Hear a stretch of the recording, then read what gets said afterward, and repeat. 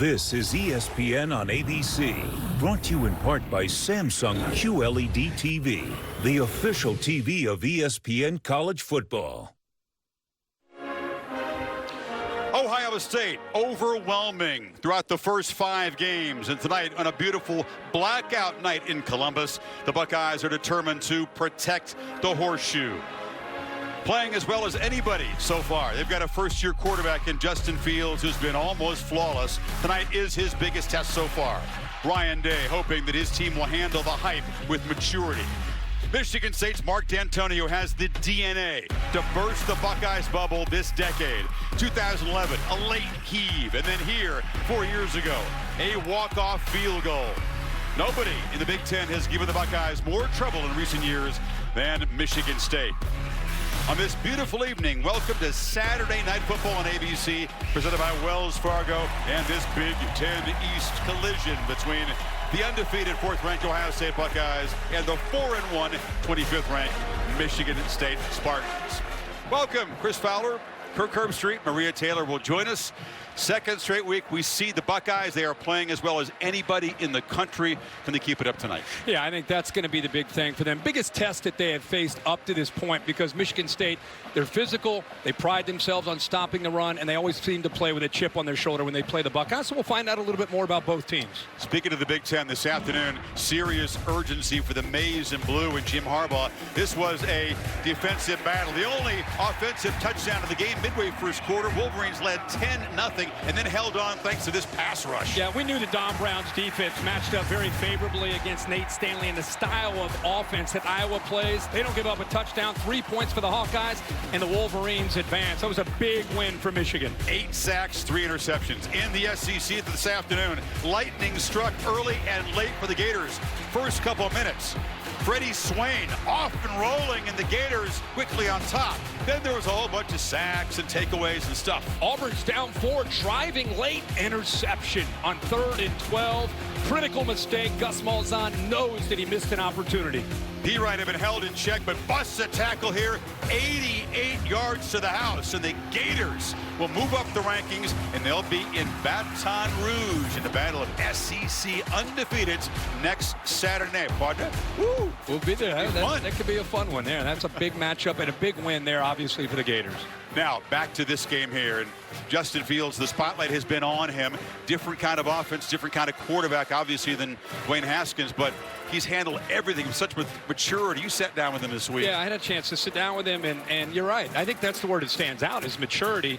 Young man transfers in from Georgia. Look at the touchdowns. He's already counting for 23 touchdowns. He's throwing, he's running, and he's been in command. Tonight, as I said earlier, it'll be a bigger challenge because of the style of defense and the way Michigan State has been able to really mature and grow on that side of the football over the last 2 years. Defensive star is Chase Young, pass rusher, almost unblockable. It's been a patchwork, injury-riddled offensive line for the Spartans, trying to protect Brian Lewerke tonight from him. And you know Brian Lewerke is going to have to step up. Well, the Spartans typically play great defense and they run the football. Not this year. They're going to spread you out with Lewerke. He's got his mojo back after not having a great year last year. If they win tonight and compete tonight, he's going to make plays with his arm and especially with his legs, getting away from Chase Young and company. Yeah, maybe a trick play or two. Can they win the turnover battle? Can they play great defense and spring another upset? Or will Ohio State just keep rolling on? We'll talk about the Buckeyes defense coming up after this.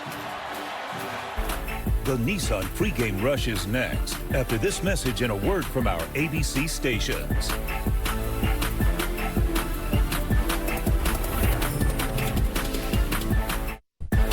Welcome to the Nissan pregame rush. Nissan, premier partner of the Heisman Trophy.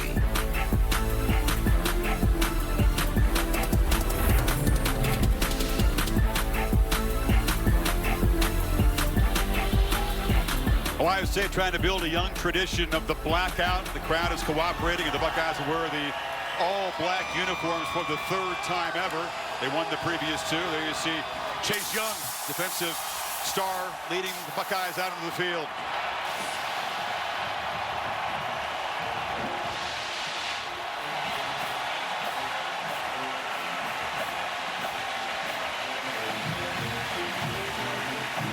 Quite a 13-1 season. They felt kind of overlooked coming into the season. They are overlooked no longer. They have been overwhelming, as we said so far. Kirk, we talked about the offense.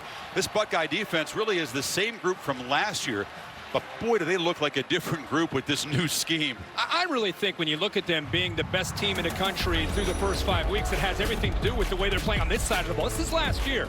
A lot of man-to-man and a lot of backs to the football, affecting their eyes and affecting the quarterback run game. Here's Trace McSorley, Tuck Borland spying him, cannot catch up with him. This year, what's different? More zone with Jeff Hapley, Greg Madison. Look at the eyes now of these linebackers. Allows them to react much quicker, and they're rallying to the ball and tackling better, and they've really bought in. And you throw it in, just a little X factor. Chase Young, the top player in the country, coming off the edge, has really grown and become more of a technician with Larry Johnson's tutelage. Different player from where he was a year ago to now. You better account for him. It could be a long night. Look at the difference from last year to this year, these numbers. Absolutely. They've only allowed 4 offensive touchdowns. They are top 5 in points allowed and in yards allowed. And the Michigan State offense will have its hand full with that defense and this crowd. The always spectacular Ohio State band, and the honor of dotting the I tonight goes to a 4th-year Sousa player from Hartville, Ohio, mechanical engineer major Adam Bratz. That is a thrill of a lifetime. They practice more than the football team does, don't they? They are committed and revered in the state of Ohio. The band, everybody ready for a Big Ten East collision. This has been the Nissan pregame rush. Kickoff from here in Columbus is coming up next. But now a look inside Nissan's Heisman House.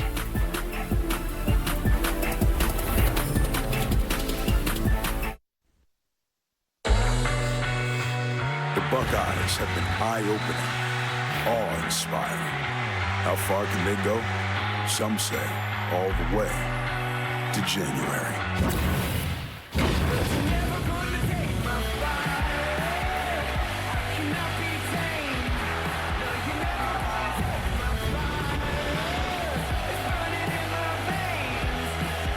Justin Fields ignites the offense. That's a touchdown for Justin Fields. J.K. Dobbins scorches turf. Can they catch it? They cannot. And Chase Young lights up the line. Chase Young got there. Tonight, the Spartans bring their own heat. Brought down, what a tackle. With a coach who knows how to defuse Ohio State's dreams and a spirit that knows no bounds. Columbus will be fired up with the burning belief that this team is the team to beat.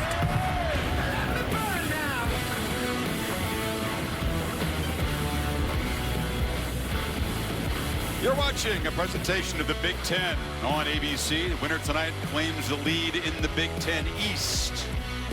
Ryan Day, first time as a head coach facing Michigan State. He's with Maria Taylor. All right, Coach, your team has played well to start this season, but what have you told them about that upset-minded team across the sideline? That we got to play 60 minutes tonight. We got to keep doing what we've been doing, which is take care of the football, run the ball, and tackle really well.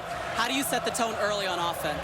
I just think we stay within ourselves. Obviously, we got to run the ball and be tough. We got to take our shots when the times come up. All right, thanks, Coach. All right, thanks. Day knows that no other team in the Big Ten has beaten Ohio State 3 times since 2011. These fans know it too. And they are bringing the energy early.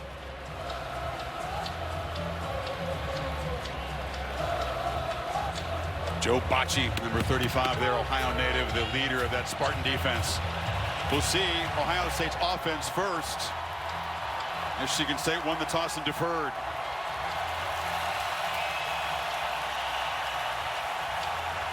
Cole Haan makes a living putting his right shoe into the football. What else would he do with that name? We'll kick it away. K.J. Hill, the veteran receiver, is deep. Here we go. And Hill will let this go. So we'll see Justin Fields, the native of Georgia, who initially verbally committed to Penn State, then switched to Georgia. He was a monster high school prospect, a buddy of Trevor Lawrence down there in the state of Georgia, but he couldn't beat out Jake Fromm. And then entered the transfer portal, was quickly snapped up by Ohio State. And he has created 23 total touchdowns in 5 games. Only Tua at Bama has more. Interesting timing to enter the transfer portal when Urban Meyer is stepping down and Ryan Day is stepping in.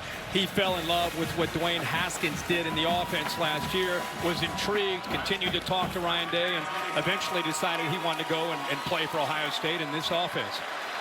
Ohio State devastatingly balanced on offense. They're going to throw right away, or at least Fields was looking to throw. Now he's got to escape, and he's going to be chased down from behind by Bocci, the captain and top tackler. The impact players. Yeah, take a look at these impact players. J.K. Dobbins, Ohio State has been able to get him on track all year, averaging 7 yards a carry. Great group of receivers. Chris Olave leads that group, number 17. Bocci, we've already seen, 35. And Josiah Scott, 22, an Ohio native himself, will have to hold up. They play a lot of man-to-man on the edges. Fields got 2 on the scramble. Now on second down, immediately pressured. And looks downfield and fires over the head. It was wide open tight end Luke Farrell. But we're seeing the quick pass rush. That was Jacob Panashuk who got in there, Kirk. Yeah, Panashuk, they come from both sides. I mean, they have speed and ability to get pressure. Field shows you his athletic ability to get away from Panashuk. He has size and quickness, but then misses the wide open tight end in the middle of the field. Michigan State just blew a coverage. Nobody there in the middle, and Fields saw him, just couldn't deliver the ball accurately. Jacob and his older brother Mike Panashuk, starters in that defensive front. We'll see Kenny Willekes too, number 48. He's their best pass rusher. 3rd and 8. Mike Tressel, the defensive coordinator, likes to get very creative here. Confuse the line with pressure. And they bring a bunch of pressure. Fields backpedaling. Can he escape? He cannot. Bocci got him back inside the 10. What a start for Sparty's defense. Well, this is exactly what I'm talking about, is how they show pressure from here, and then Bocci ends up coming around and is able to get home. Confuse the offensive line, bring a little bit of a twist there on the inside. Antoine Simmons also occupies that right side, and it frees up Joe Bocci to get home. That's been something we've not seen all year, is Justin Fields in those 3rd and long situations. That's Michigan State's goal tonight, to get him in those and come after him. Drew Crispin only punted once last week against Nebraska. An early punt here. And Sowers is driven back. It's a good one. Makes the fair catch at the 37-yard line. So Spartans defense stout in his first series. And here comes Brian Lewerke, the senior from Phoenix, Arizona, who looks to have an impact night with the arm and the legs tonight. Yeah, he'll have to have a big night. You know, his sophomore year, he had a monster year. And then last year, he just kind of lost his mojo. He had a shoulder injury against Penn State. Never came back and threw with accuracy. The coaches decided they want to see where he was in spring, and right away they recognized if the old Brian Lewerke was back, and they're going to count on him. They have not been able to run the ball. He needs to make throws tonight, Chris, running and throwing. Leads the conference in passing yards, has just 1 interception. Elijah Collins, the freshman, has become the workhorse tailback. It's kind of a depleted core, and they have not been running the ball typically like they have in the past, as you said. Yeah, talking about, you and I were in the field with Mark D'Antonio, just talking about the running game over the last couple of years, and I think they're very confident that Elijah Collins, right there, 24, is a difference maker and can help get them heading in a better direction. They've also had a ton of injuries up front over the last couple of years. Play action now, a slant, and that's Cody White who lost the football. It's loose. In the Buckeyes, Malik Harrison has the takeaway, exactly what the Spartans did not need, and Ohio State set up inside the 30. You know, Damon Arnett, 3, who's in coverage, doesn't give up on the play. Lewerke squeezes it in, but right there, watch Arnett try to fight to get that football out. Once the ball's out, that's where Malik Harrison jumps on it. Just make sure he has complete possession of the ball. It looks like he does, and then Arnett gets his hand in there to knock it out. Only the 5th turnover for this season for Michigan State. Exactly what they did not want to happen. They have to win the turnover battle, you feel, playing a team as talented as Ohio State, and now Fields has the short field to work with. Take over in the high red zone here.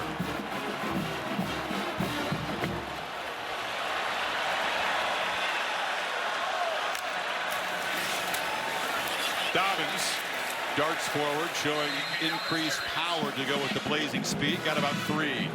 As much as Justin Fields has gotten the attention in the first half of the season, to me it's been about the offensive line and J.K. Dobbins. It starts there for the Buckeyes. When they can get J.K. Dobbins going, that's when everything else opens up with the play-action pass and the variety that this offense has to offer. 4 new starters up front. Start a couple of sophomores. Flag the snap. The left side of that offensive line looked like they may have moved. Larry Smith, the official, the referee tonight.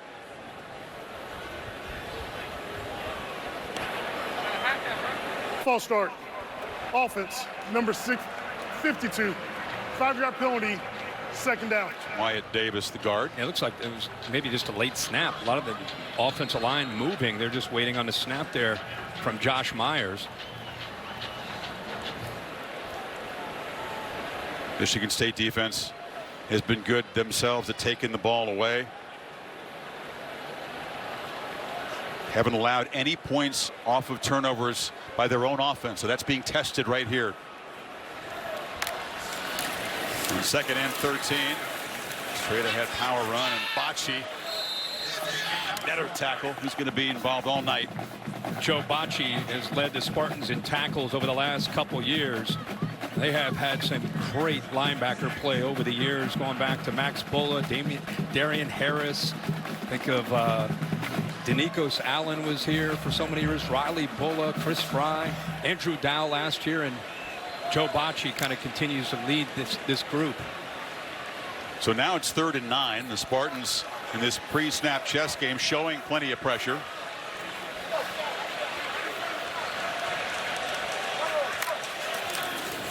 And it's a run to Dobbins. And Dobbins fighting, but he's going to be about 3 yards short. Bocci comes from the Cleveland area, again in on the tackle, and it's 4th down. Here comes the field goal team. Yeah, the Ohio State offensive line, you're thinking, why are they running the football? Watch the trenches. Watch the push in the middle.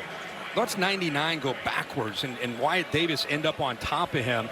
And it's early in this game, and it's a conservative approach compared to what you've seen from Ohio State in the first 5 games, but it puts them in a position to get this field goal in 3 points. Albiol's kicks 35 PATs, only 5 field goals, and he's missed for the 2nd time this year or so. The fumble does not cost Michigan State. They still have not allowed a point off of a turnover all season long. Normally reliable kicker pushed it wide right. Scoreless in Columbus.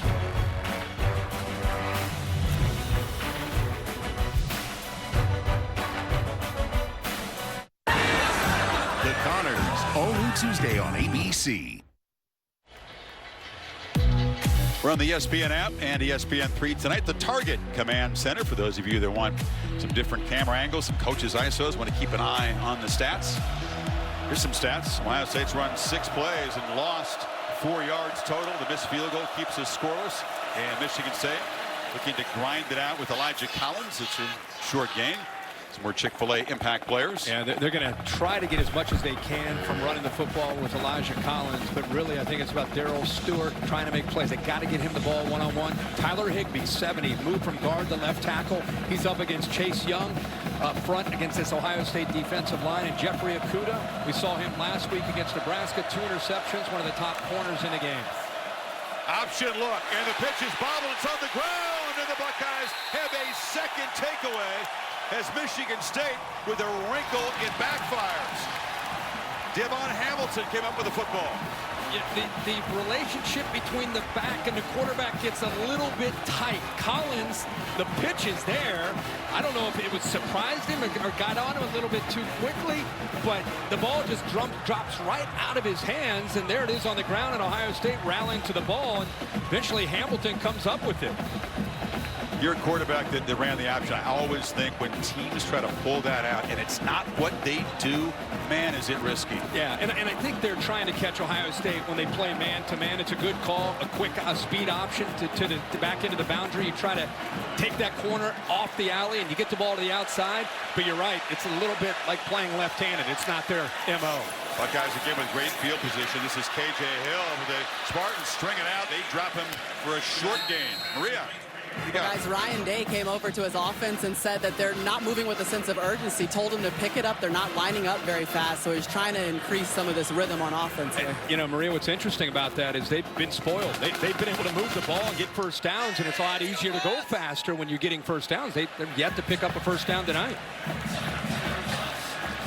3 and out with a punt, and then 3 plays on the missed field goal. Now 2nd and 9. Fields fires short. Crossing route. Dobbins out of the backfield again. Is going to be tackled immediately by Josiah Scott, the corner. You know, this Michigan State defense, historically with Mark D'Antonio, man, they come in as an underdog. They play with a chip on their shoulder. They rally to the ball. They love being doubted, and they've seen all this film and all this talk about Ohio State's offense, and it's a long way to go. But, man, they have come in prepared, dialed in, and right now playing with an attitude.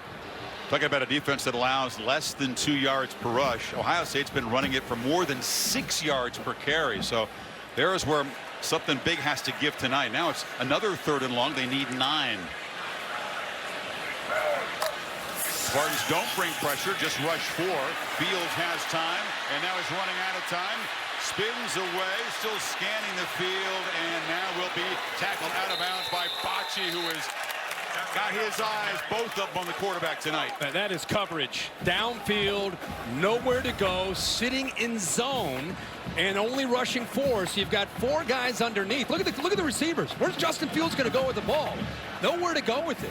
The only thing he can do is try to create, try to buy time, and eventually Bocci catches up to him. Another great possession there for the Spartans defense.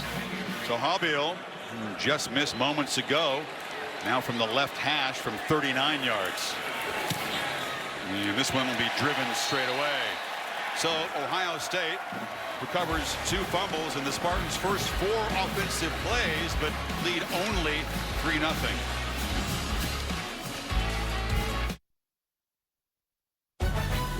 Saturday Night Football on ABC is presented by Wells Fargo. This is a commitment to better banking. This is Wells Fargo. And in part by the all-new Ford Explorer. Built Ford proud.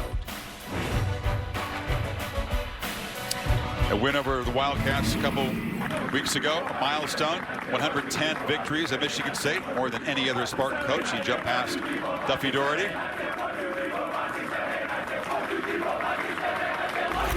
He also has more Big Ten titles and more bowl wins than any Spartan coach in history. By the way, he's the only active Big Ten coach that's won multiple conference titles. Has had just an incredible career as a coach, and I asked him if it was a little bit different coming back here. He said, you know, I started here as a GA. It's like coming home. He's got 2 wins over the Buckeyes in the Horseshoe. To Cassidy Hubbard with an upstate.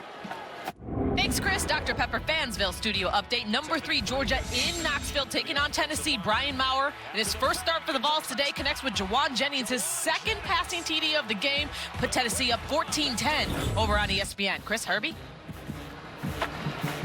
Okay, interesting. We'll keep an eye on that one. I think Georgia's done scoring, however. You can't have a worse start than Michigan State's offense, Kirk. They're not a turnover-prone team. They put it on the ground twice. Let's see what they've got going here in the 3rd series. A rookie 1 for 1, looking to roll and throw on first down, but nobody's open. A flag is down in the flat. It was Elijah Collins trying to get free, and Sean Wade brought the pressure.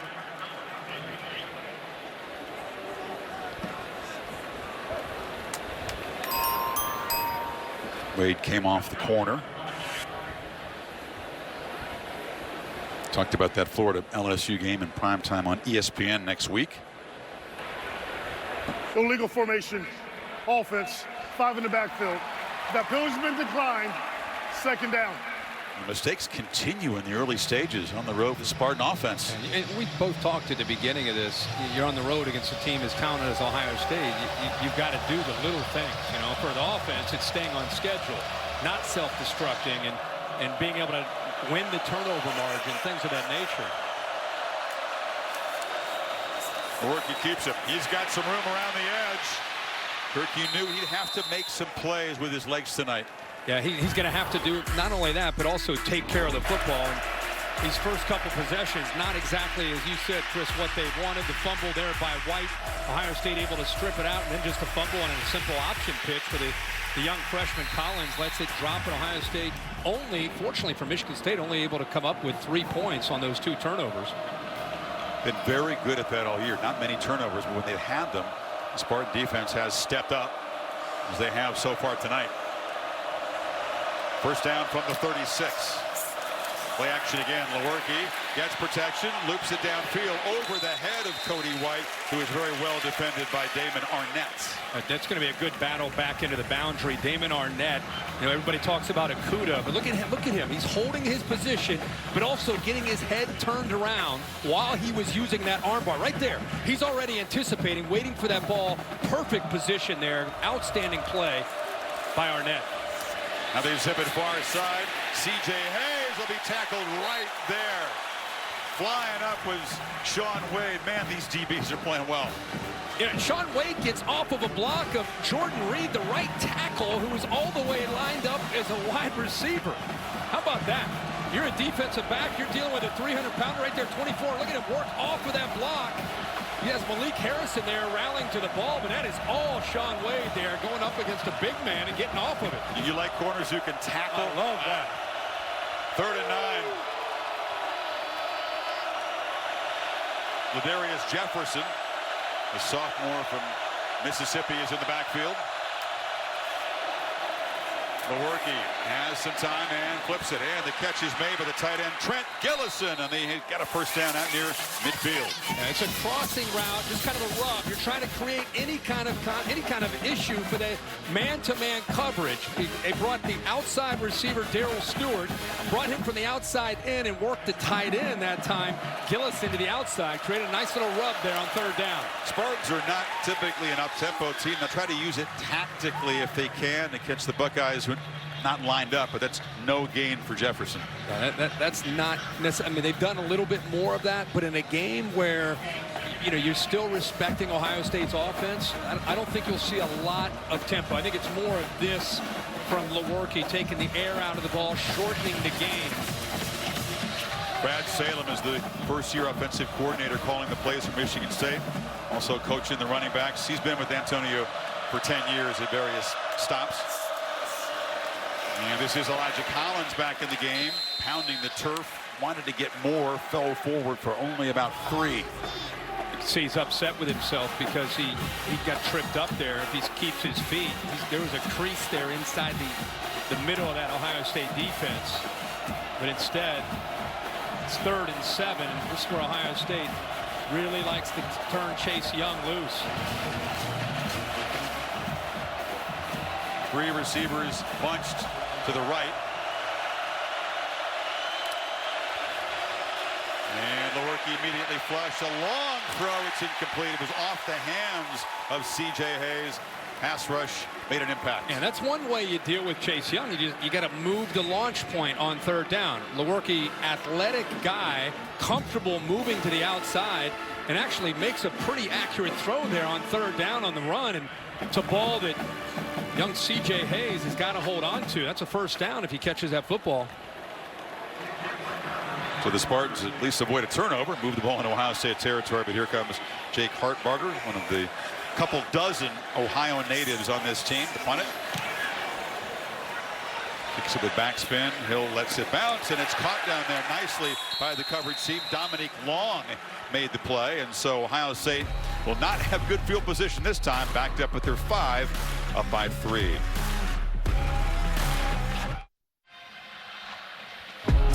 Beautiful night to fly. Aerial coverage provided by Goodyear, introducing the newest honorary member of the College Football Hall of Fame, the Goodyear blimp. Goodyear, more driven. Nissan Heisman Watch. Yes, it's early in October, but Justin Fields has been attracting attention with these numbers. Had a rushing and passing touchdown in each game. 7 rushing touchdowns, by the way, ties him for the national lead for quarterbacks with the quarterback of Navy's option offense, Malcolm Perry. Backed up at the 5. You feed Dobbins, and that Spartan run defense has been stout. Laquan Jones made the stop that time. Well, that defensive line playing very, very well. Shooting gaps. We've not seen this happen to the Ohio State offensive line all year, but this time Naquan Jones able to get in there and lead the group. Also linebacker play outstanding tonight. Tyreek Thompson, that time 17, able to get clean and get in. Dobbins again running left. Mike Tressel rotating in some backup guys on that defensive front, and they're doing the job too. It'll be third down again. Yeah, I think that's a big part of what they try to do, like a lot of teams that want to stay fresh for 4 quarters. Buckeyes are still playing fast on third down. Fields gets the ball out, and the catch is made by Garrett Wilson, the true freshman that they say has a big future here. Michigan State playing man-to-man, but playing off-man to the field with Josiah Scott against the true freshman Wilson, and respecting that speed, but makes it a lot easier for Justin Fields to get the ball out quickly. Now they can go fast. Dobbins gets the left edge. Flags are down as Dobbins rips off a huge gain and is brought down at the 40 by Xavier Henderson, but this one's going to come back. Yeah, Jonah Jackson, the left guard, has a hold here. It will come back. Ohio State finally able to get Dobbins out there. Offense, number 73. 10-yard penalty from the previous spot. First down. Jonah Jackson, a grad transfer from Rutgers, so he has faced this Spartan defensive front now for the 4th time. He knows these guys well. Up to a good start, but that was pretty obvious. Yeah, and go back to what I just talked about, how they're getting upfield. They're getting penetration, getting upfield, and it forces you as a lineman to react when they're getting off the ball like that, and you're behind the game a little bit, and he ended up wrapping up around the defender, and Jonah Jackson kind of pleading his case, but definitely a holding call. Negates a 33-yard run, makes it 1st and 20. Master Teague spelling Dobbins in the backfield now. Fields against a 4-man rush, steps up and fires a tightrope down the sideline, incomplete. Olave couldn't come up with it, or couldn't get his feet down, I should say. J.K. Dobbins out, Teague comes in, still seeing Justin Fields trying to settle into this game. That time getting out of the pocket before he needed to, and there have been a couple receivers open downfield. He's just not been able to locate. It's just, again, first time we've seen him out of sorts, out of rhythm.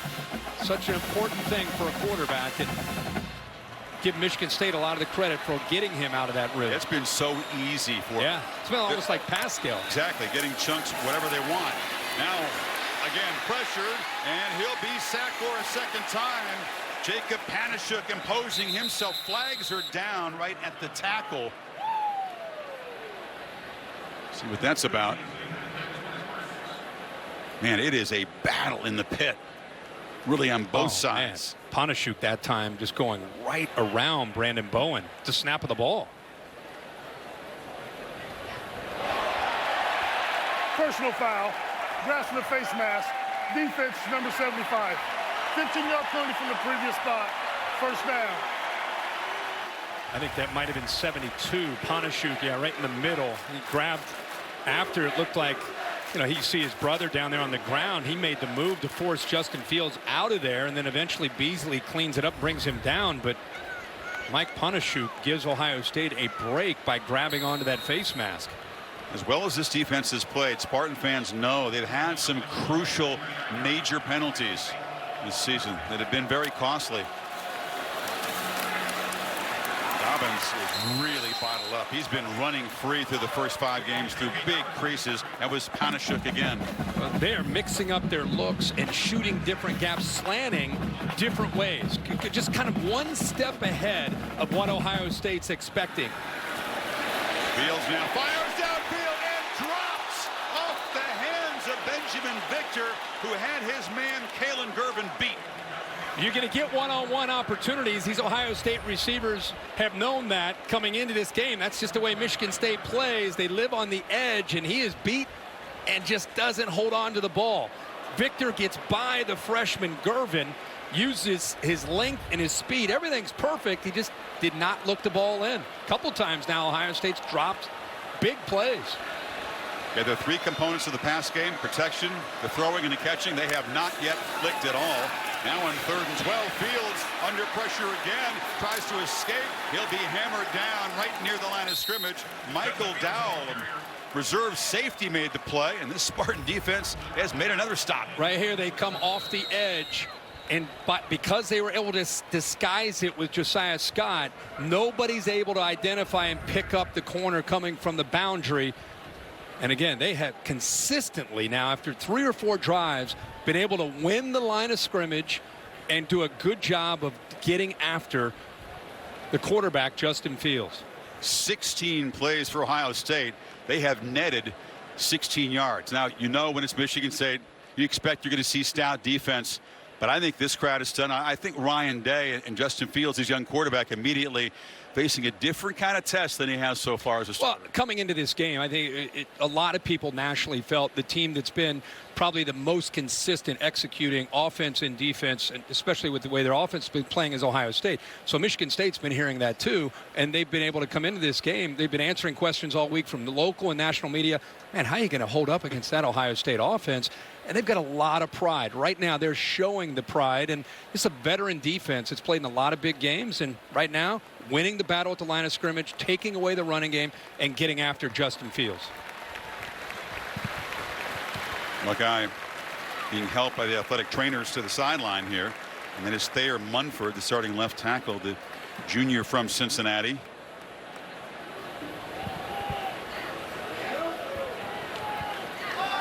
This group has been really exceptional as run blockers, pretty good as pass blockers, but have faced nothing like the challenge of this Spartan scheme and the intensity that they're playing with so far. Well, the scheme, I think, is also part of the game for any team, is about adjustments. And you think you have a book on Michigan State, the 4-3 that they play, the quarters coverage that they play. But Mike Tressel doing a great job tonight, mixing some wrinkles in, trying to keep Ohio State off guard. And they're doing that, and they're playing hard. Brandon Soward's back deep. Crispin already busier tonight than he was last week throughout the entire game. Off the right side of the foot, Sowers comes up and makes the fair catch at about the 24. Can make it official, Kirk. You, Reese, Maria, David, Coach, Desmond, et al. Headed to Baton Rouge. It'll be steamy down there, but what a fun one. A collision of undefeateds. It'll be in the primetime window on ESPN. Gators and LSU. Be a big one. Yeah, be a big one. Gators today. Dan Mullen's team in a hard-fought game finds a way to get it done. Big touchdown by P. Ryan late, and now they get to go to Baton Rouge after a big win today against Auburn. Be a fun one. Excellent game on ABC next week in primetime as well, as Penn State, looking great so far, visits Iowa. Lewerke on a slant zips it into a tight window, and it completes it to Stewart, who's been targeted the second most times in the country. And Stewart's the guy that's got to get going here for Michigan State. And Jordan Fuller anticipating at free safety that they're going to try to get the ball to 25. And jumped it, almost got a hand on that. And that's something that I'm sure Michigan State saw, how quickly he came downhill. That's where you can set up a slant and go if the free safety's coming down that quickly. Defensive key on him. That's the 58th time this year Lewerke has looked for him. Only Cedric Byrd of Hawaii has been targeted more. Anthony Williams, true freshman from Chicago, trying to muscle for first down yardage, and they will move the sticks to 34. With this offensive line, this is a team that has to stay on schedule against this Ohio State pass rush and the defensive line. They want to live in that 2nd and 6, 2nd and 7, 3rd and 3 world tonight and not have to deal with, they're just not wired and built dealing with the pass rush of Ohio State. Lewerke looks back to the boundary, trying to find White again, and there's just no space between White and Damon Arnett, who's all over number 7 so far. Yeah, Damon Arnett, he's welcoming that battle, and so is Cody White. They're going to be doing that all night. There's Chase Young. This time he goes to the inside and tries to get his hands up on and get on that football. But again, there's Damon Arnett. You know, Jeff Hafley's come over as the new secondary coach, the co-defensive coordinator, comes over from the 49ers.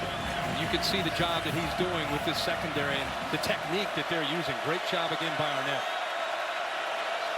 Final minute of the first quarter. And it's a run, nothing for Williams. You know, Arnett asked me yesterday, hey, how is Cody White doing? He singled him out because he had a big game against Ohio State last year, even though it was a one-sided game. 115 receiving yards against the Buckeyes, and Arnett remembered that, and he has been like glue at him tonight. He took that as a personal challenge. 3rd and 11, and the Spartans will not try to run this play before the first quarter expires. 2 fumbles in their first 4 plays, and Michigan State Thanks to some strong defense, able to withstand that. The field goal by Hubble, the only point so far in the first quarter here in Columbus on a blackout night. We'll be back after this message and a word from your local ABC station. The super big Samsung QLED TV is made for football.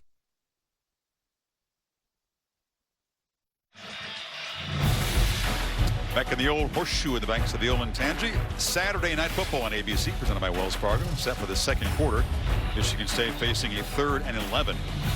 Both offenses have struggled in early down, so they've needed big yards to gain on 3rd down, and neither have succeeded very often. Elijah Collins is the back, and another flag pre-snap. Yeah, right guard moved that time. False start. Offense, number 56. 5-yard penalty, 3rd down. Well, the Spartans offense, you can't execute much worse than they have so far. Trying to end, Kirk, a long drought. No offensive touchdowns to the Buckeyes in the last 139 minutes and 11 seconds. 9+ That's quarters. incredible. Incredible. On 3rd and 16, it's a 3-man rush. Lewerke is spied, and he flips it over the middle. Well short is Cody White, 4th down. Now Ohio State just sitting back, keeping everything in front of them, just not giving up the big play, and still able to get pressure to force Lewerke out of that pocket. Lewerke's 5 completions for just 43 yards. Not been able to get anything going downfield against that pass rush. Garrett Wilson, KJ Hill, back to receive the punt.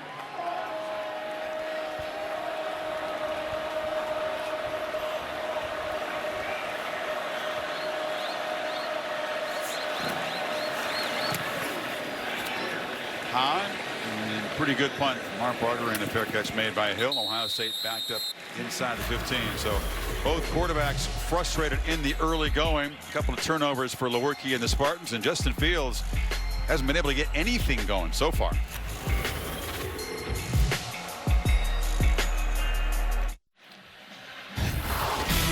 They like to talk about the dog mentality on defense, Kirk. They brought it. They sure have in the first quarter, playing very, very well. As I talked about, it's a combination of scheme with Mike Tressel and also the way they're playing with an understanding of where they need to be, especially on 3rd down, creating some confusion for the Ohio State offensive line and, quite honestly, whipping them at the line of scrimmage.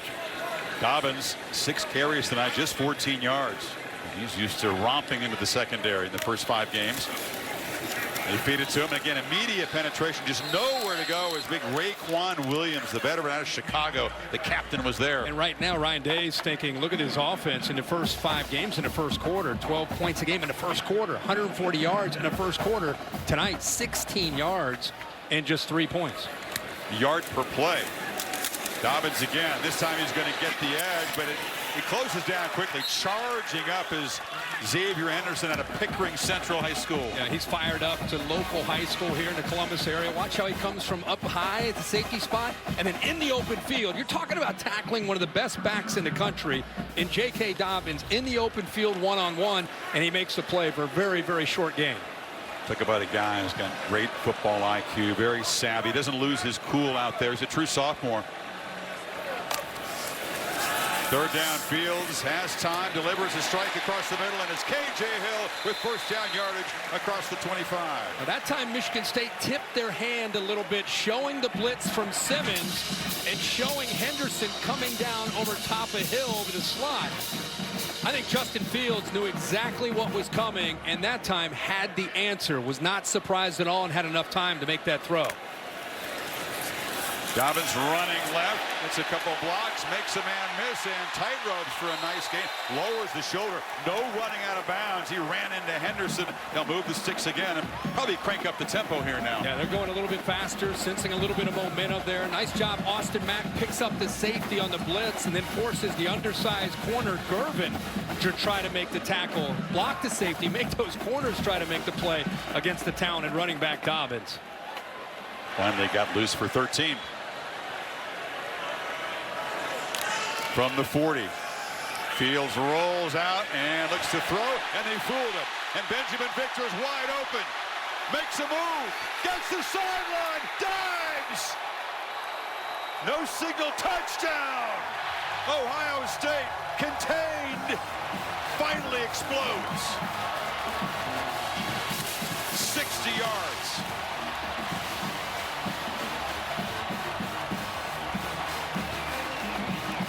Justin Fields takes advantage of Michigan State out of position. They're going to take a look to make sure Victor crossed the plane and got into the end zone.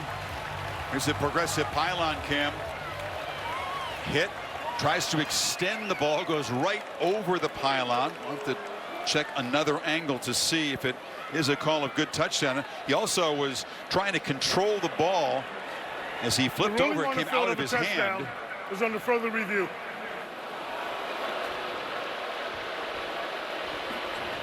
So there's a couple of things to see here. Did he score a touchdown, cross the plane with that ball inside the sideline, and did he maintain control of the ball? Here's how the play developed. Outside receiver goes to the post, occupies this corner. Now watch what happens with Victor, what he shows here, and confuses Michigan State. He's almost like a stalk block, right? So you got two Michigan State defenders with their eyes completely on the quarterback, Justin Fields. Now what happens is nobody picks up Benjamin Victor after he shows that block. The other defensive backs in man-to-man, and now it's Victor who's showing he can make plays the last couple years after the catch. Down the sideline and reaching. Makes the leap there. He's hit in the air by Scott. As he flips over, the ball comes out of his hand. Now, Dave Kataya, as always, our rules expert in the booth. A couple things I got to look at, Dave, on this play. Well, the key is, first of all, he went airborne. That means he's got to get the ball inside over the top of the pylon. The second thing is, does he have control? All right, so that ball breaks the plane of the pylon. The question is, was it over the top or outside the pylon? If it's outside the pylon, it's out of bounds. Over the top or inside, it's going to be a touchdown. He maintains control. After review, the ruling on the foot of a touchdown stands. They didn't confirm it, Dave. They said that he did reach the ball over top the pylon. It was tough to tell from those two angles. Yeah, these guys are too quick for me. I've got to go stands on that one right there because there's nothing that tells me that's not a touchdown. And remember, it's got to be 100% to reverse the call on the field. That's the longest play the Spartans have allowed all season, and they had been completely smothering this Ohio State offense. Finally, that possession, Dobbins got loose, and then they tricked him on that play.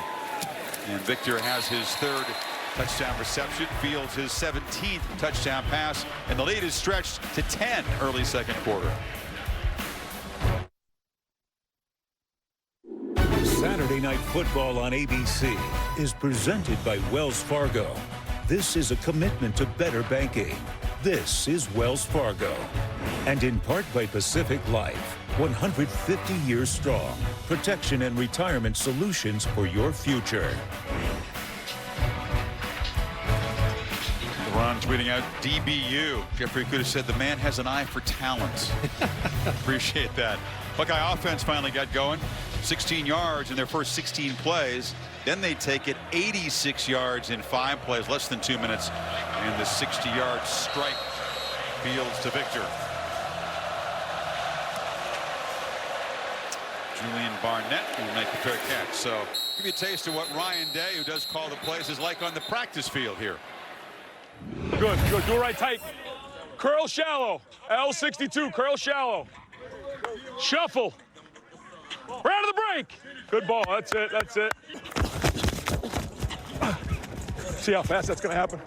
Hey, I don't care how deep you get either as it goes. There it is. Exactly what they just practiced. He told him, I don't care how deep he's showing run to bring that defense towards him. They bought it.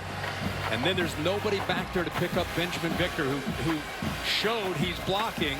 Make that defense think you're running with the quarterback, and you fear the legs of Fields, and then he ends up pulling it down and throwing the football. Now Michigan State finds itself down by 10 on the road. The Lewerke keeper has the edge, and Fuller will finally force him out as we check with Cassidy his first down yardage. Thanks, Chris. Let's take a look at one of AT&T's best performances. Undefeated SMU not at their best here with a special teams miscue on the kickoff, letting it go over their head. But Tyler Page gives his best effort, chasing it down and getting in for the score. Tulsa up 16-6 over on ESPNU. Back to you guys. SMU, the only team in the country that has more sacks than Ohio State coming into this game. Lewerke pressure that time, and the ball just falls to the turf. Well, Lewerke in the previous play before we went to Cassidy with the update, getting the ball to the outside with Lewerke. It's a few times now they've been able to pull their tight end on the backside and pick up a nice block with Seibert and work the edge of the Ohio State defense. Tough sledding in between the tackles. A little bit better on the outside.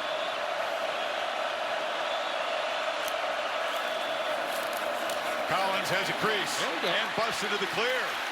Gets a block on the edge from right. Big gain down inside the Ohio State 40. And Luke Campbell, the left guard, nice job of being able to work here and then climb up to be able to pick up the linebacker. Works on that double team. Also saw a nice block there by the right tackle that time coming around. Jordan Reed picked up Malik Harrison, and Michigan State finally some room there in the middle. 23-yard gain, play action, flip it across the middle, and the catch is made by the tight end there, Matt Seibert. They'll use 3 different tight ends in this offense, and now they're down in the red zone. Yeah, you start to run the football, and all of a sudden the linebackers start worrying about these linemen that are pulling around, and they start getting out of position. You can sneak a tight end behind those linebackers in front of the safeties, and you got a little bit of room to work with there with Lewerke. Now they're down to the red zone, where the Buckeyes defense has been tremendous. Opponents 13 trips down here, only 3 touchdowns allowed, 4 field goals.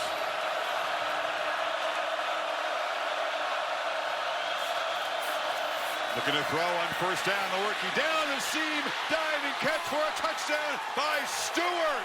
And the Spartans do answer quickly. That's exactly what Michigan State needed after Ohio State goes up 10 points. 5 plays, 75 yards, and a touchdown. Jordan Fuller with the motion. You saw him coming from the middle of the field, followed the jet motion. It freed up the middle, and that's exactly where Darrell Stewart, the most talented wide receiver, is able to work back into the middle all alone and is able to get separation there from Okudah for the touchdown. Told you how often he's been targeted this year. Very strong 6'2" receiver out of Houston. Caught a ball now in 30 straight games. 4th touchdown on the season. And how do you do? I think few people expected after Ohio State's offense exploded, the Spartans would answer in a minute and a half. Absolutely. Watch the safety move here with the motion, and it frees up the middle. Outside leverage by the corner, hits that crease. He throws it on a line exactly the way he needed to, and Lewerke brings the Spartans right back within 3.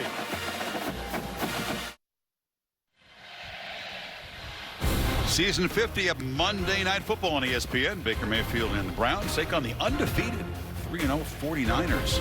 Coverage begins 6 Eastern, Monday Night Countdown. Also coverage on Deportes. You have the Niners undefeated along with the Patriots and Chiefs so far this season. Phew. Michigan State, what a response to the electric 60-yard touchdown pass to Victor. He marched right down quickly. Not even marched, they actually just struck for a 75-yard touchdown drive. Salty at the end of the play. Watch a couple of Texans get tangled up here. Yeah, first of all, Okudah rips the face mask off, and then there's the reaction by Stewart. There's an official right there. You know, for me, college football officials, they talk about this on a national level, cleaning up the game. This should be unsportsmanlike both ways, on Okudah and also on Stewart. And if you have another one, then you're kicked out of the game. Like there's an official right there. There's a no call, and I get the competitive spirit, man. I think that's great. You need to play with that, but you got to control your emotions. I'd be angry too if a dude grabbed my face mask while I was laying on the ground and ripped the helmet off. But you can't taunt. You can't get over top of guys and taunt. And Dobbins for a short gain. Maria? Well, immediately when Stewart came over, you kind of saw it, but they started breaking down a huddle, all the offense together, and they were spraying water bottles over here. Guys, they're trying to use everything that just happened in that play to create energy on Michigan State's sideline. They should. Stewart brings a lot of energy, no doubt about that. Lewerke very solid on that drive. Good response by a couple of veterans. Dobbins in the flat. He cannot get away. Antoine Simmons, the talented junior linebacker from his back, made a play. You know, these linebackers, Bocce's been around. Simmons has had to wait and kind of pay his dues, but he has had an outstanding year. Andrew Dow's moved on. Look at him. He's getting blocked by K.J. Hill. Still makes the play. Fields flushed, has space, will have a first down, and still going, gets the corner. Justin Fields finally pushed out at the 35 by Henderson, but a huge scramble. You want to see the difference in where Ohio State's offense is this year to last year. You better account for him. Linebacker here comes up 17. Thompson underestimates the speed. Even Bocce's there as a spy, but they don't have the speed to stay up with Justin Fields. You got 35 yards. Now it's Hill on the edge, slips a tackle, makes a cut, and he's got 10 more down to the 25. Good block by Rashad Berry, the tight end. Yeah, Berry and the true freshman Garrett Wilson become a staple for Ohio State. Their perimeter blocking, getting the ball out quickly to the outside. We had a defensive stalemate. Now it's a shootout all of a sudden. Out. I think Dino called a timeout for Michigan State. Offenses have awakened, and suddenly yardage in big chunks. Well-used timeout by D'Antonio. His defense quickly backpedaling, and Ohio State threatening to add to this lead. 9:07 before halftime. Taco Bell continues to celebrate student sections and passionate fans like these. The Liv Moss Student Section of the Year. See how your school can compete. Go to ESPN.com/Taco Bell. Use the hashtag Liv Moss Student Section Contest. Timeout by the Spartans on defense after Ohio State moved it quickly. 49 yards in 4 plays. Under center, Fields hands to Dobbins. Ball forward for a first down inside the 25. Daquan Jones stopped him. Justin Fields at 35-yard scramble. Buckeyes on attack mode before that timeout by Mark D'Antonio. Boy, they had Michigan State's defense on the ropes. A good time, you and I were talking about at the break, a good time by Mark D'Antonio to sense that his group needed a quick timeout and a breather. Fields, fake run or fake pass, and now takes off and knocked down inside the 5. It was a design all the way. First and goal. Watch his instincts as a runner. Watch the patience right here. Let's Dobbins eventually get right there, that block right there on Thompson, and then he gets him downfield. There's a flag. Yeah, it looks like a flag downfield, right where Garrett Wilson was blocking. Maybe got him on a hold. That's the signal here from Larry Smith. During the run, holding, offense number 5. 10-yard penalty from the spot of the foul. First down. Quinn Hartline, the receiver here, is the coach of that group. They take as much pride in their blocking as any receivers in the country. This over the line, though. Yeah, trying to get a hold of those shoulder pads, but getting a hold of that jersey right in front of an official. An obvious hold there, and they will bring it back. Spot foul moves the ball back outside the 20. So it's first down and about 7. Fields has plenty of time, surveys over the middle, caught, Farrell, fighting, leading, touchdown Ohio State.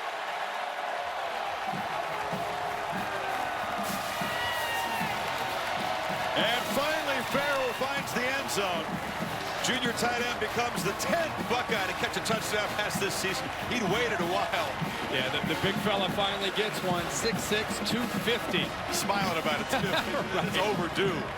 I'll tell you what was impressive was Justin Fields working through his progressions. Hadn't caught a pass until last week's game. Known for his blocking, but could be an effective weapon, as you saw. Great after the catch in that one. They're trying to sneak J.K. Dobbins, Chris, out of the backfield on a wheel route. He's right out here, and look at the quarterback's eyes. He's looking over here, which is affecting this defense. They're moving over this way.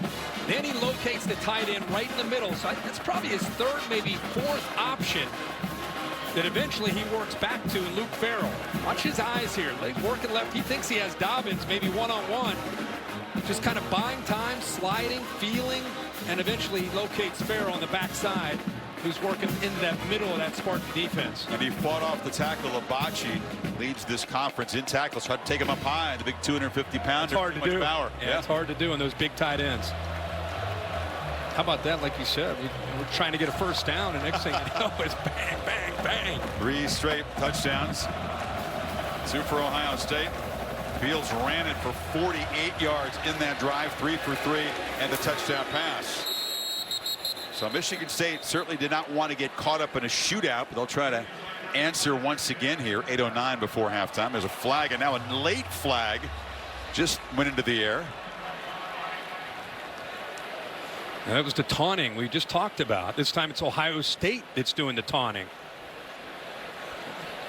Well, you know, after that episode of the touchdown, they're going to try to get control of the game. That was what I was saying. When you let something like that go, the players are going to police it. So you better police it as officials, or it's just going to continue to escalate. And I think that time it was Ohio State. Antonio certainly no stranger to games where it gets a little salty. Both teams playing on the edge. There are 2 fouls on the play, 1 live ball, 1 dead ball, both by the offense. Offsides, kicking team. Then we have a dead ball, unsportsmanlike conduct, kicking team, number 29. This foul is number 29's first foul that will lead for disqualification. Marcus Hooker. Again, as Larry Smith explained, it's an ejection if he gets another one in this game. And it should be. You know, again, the officials have got, it's a rule. You better clean it up. There he comes in late. There's 3 of them talking to him. And eventually they get 29 Hooker for it. So the fair catch would have put the ball at the 25. The penalties have moved the ball up to the 45-yard line. So that loss of composure really sets up Michigan State in good field position as they try to answer once again. Ryan Lewerke says, thank you very much. Take those yards.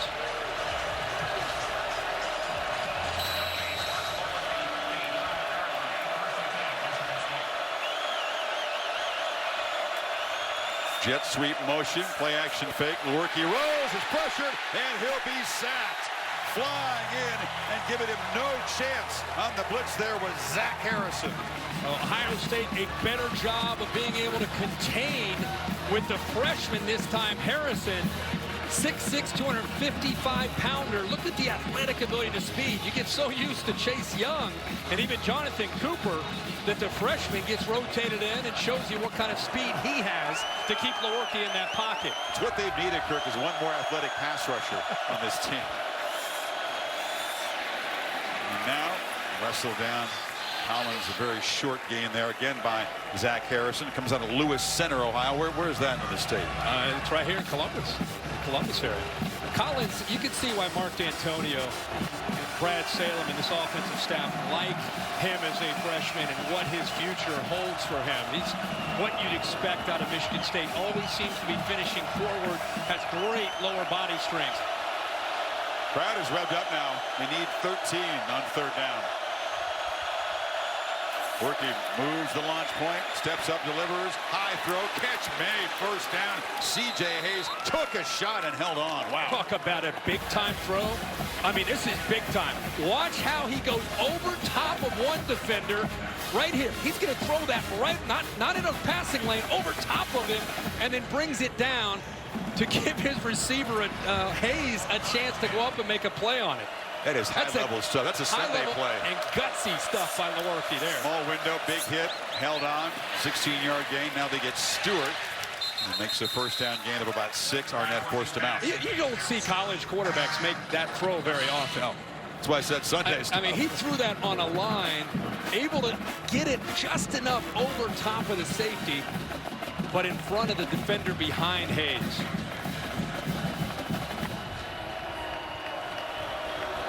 Lewerke, after a slow start, pressured frequently, as 9 of 14.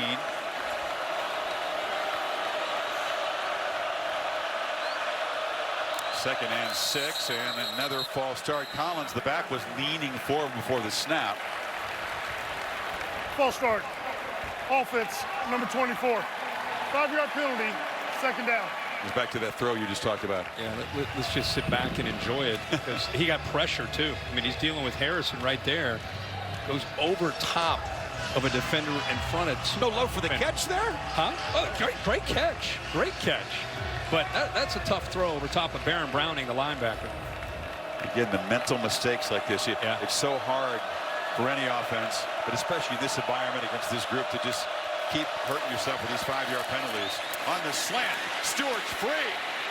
And Darrell Stewart takes a shot, but not before gaining first down yardage to the 25. And watch, there again, they need to separate those two in a hurry or get the flags out. Watch Lewerke here. Watch him deal with pressure. Cornell hits him as he throws it, and he's moving the linebackers with his eyes and then able to throw behind them. And Stewart, after the catch, is dangerous. He's a running back when he catches the football. Yards after the catch, big tonight. This bunch formation here, you got tight ends and receivers to the right. In this first down play, Lewerke flips it out. It's a screen and right into heavy traffic. Sean Wade stopping C.J. Hayes. Gained about 2. Yeah, Ohio State brought a blitz that time with Pete Werner from that side.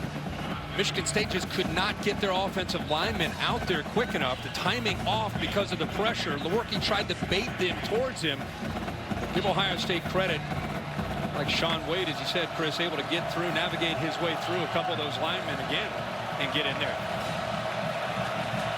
Anthony Williams is the back. Stewart is set out to the right, single coverage. And handoff out of the backfield there. Williams hit hard, knocked down. It'll be third down.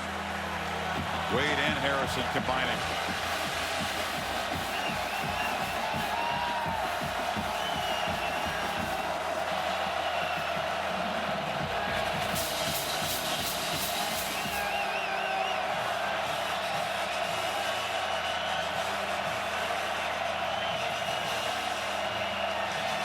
Well within field goal range, but needs 7 to keep touchdown hopes alive. Jefferson's the back. Lewerke buys time, and a man wide open and flipped it over Cody White's head. He might have scored. Wow, he had 2 different receivers open. He had to back out of the backfield on a wheel route, Jefferson. And then he's got Cody White working from all the way to the left, all the way across. Nobody picks him up. He walks in. Yeah, oh yeah. Easily he's able to go in there. Lewerke's made so many big throws tonight, but this one, oh, as soon as he threw it, he started to jump up and down, knowing that he missed him. Matt Coughlin, all Big Ten kicker a year ago, has missed 5 this year. Pretty reliable inside of 40 and sneaks this one inside the left upright. So the Spartans able to use that good field position after the penalties and the kickoff. They move it 34 yards and cut the lead to 7. Well, that's one that put an asterisk next to that. That was a big play for both teams. Lewerke had been really sharp the last couple possessions, but big difference in this game between 17-14 and 17-10. Yep. Chris Felica, the Bear, down in his den. I'll try to test this with the Affleck trivia. Ohio State. Bill Burke. Third time in #1. Third time Michigan State. Wait for the question to be asked. Go ahead, Chris. You're jumping in already. Go ahead. Cedric Irvin. However, for tonight's Affleck trivia question, I want to ask you, what team has the most wins over #1 as an unranked team? Most teams as an unranked team over an most AP wins as an #1. unranked team over AP #1. Michigan State's got 3, but that's not the answer. Hawkeyes up there? It's got to be a team that's played a whole bunch of #1 ranked teams. You think about Big Ten teams, SEC teams over the years. Hill sliding, makes a fair catch. Arkansas. That's a random guess. It's a guess. You had the right idea, right conference initially, wrong team. The answer to tonight's Affleck trivia question is Purdue. Boilermakers got 4. Last one was in 1976, but the Boilermakers. The last one is in 1976. Exactly right. Hey, come on, Bear. Facts are facts. Bear. Yeah, older facts are harder to get than newer facts. Bear, you know, they beat a #1 ranked Michigan team that year. But you know, people at home want to have a chance to answer these for fun too. But we have 7 seconds to answer. Apparently, Bill Bunnell's in a hurry-up offense. Last time was tonight. 1976. Hill in the flat, couple of blockers, and he scoots out for a short gain there. Billy and Ryan Day here in a hurry-up with 3:32 to go in the first half. 3.5 before halftime. Well, we saw Justin Fields' legs, really, I think the biggest change from where they were early struggling to where they've had some success. Remember where he showed the run, baited the defense, made the throw, the scramble for 35 yards. It's really opened up some more opportunities for this offense. Dobbins makes a cut. A really crucial last 3 minutes of the half here because Michigan's just going to get the football to start the second half. They've survived a disastrous start. The 2 fumbles in the first 4 plays.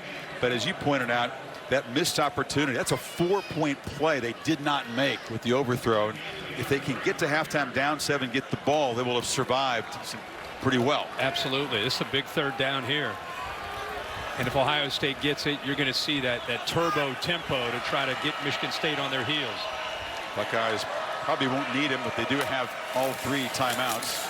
And it's a first down and much more as Dobbins breaks free in the clear. Foot race. They'll finally touch him, but not tackle him. Touchdown, Ohio State.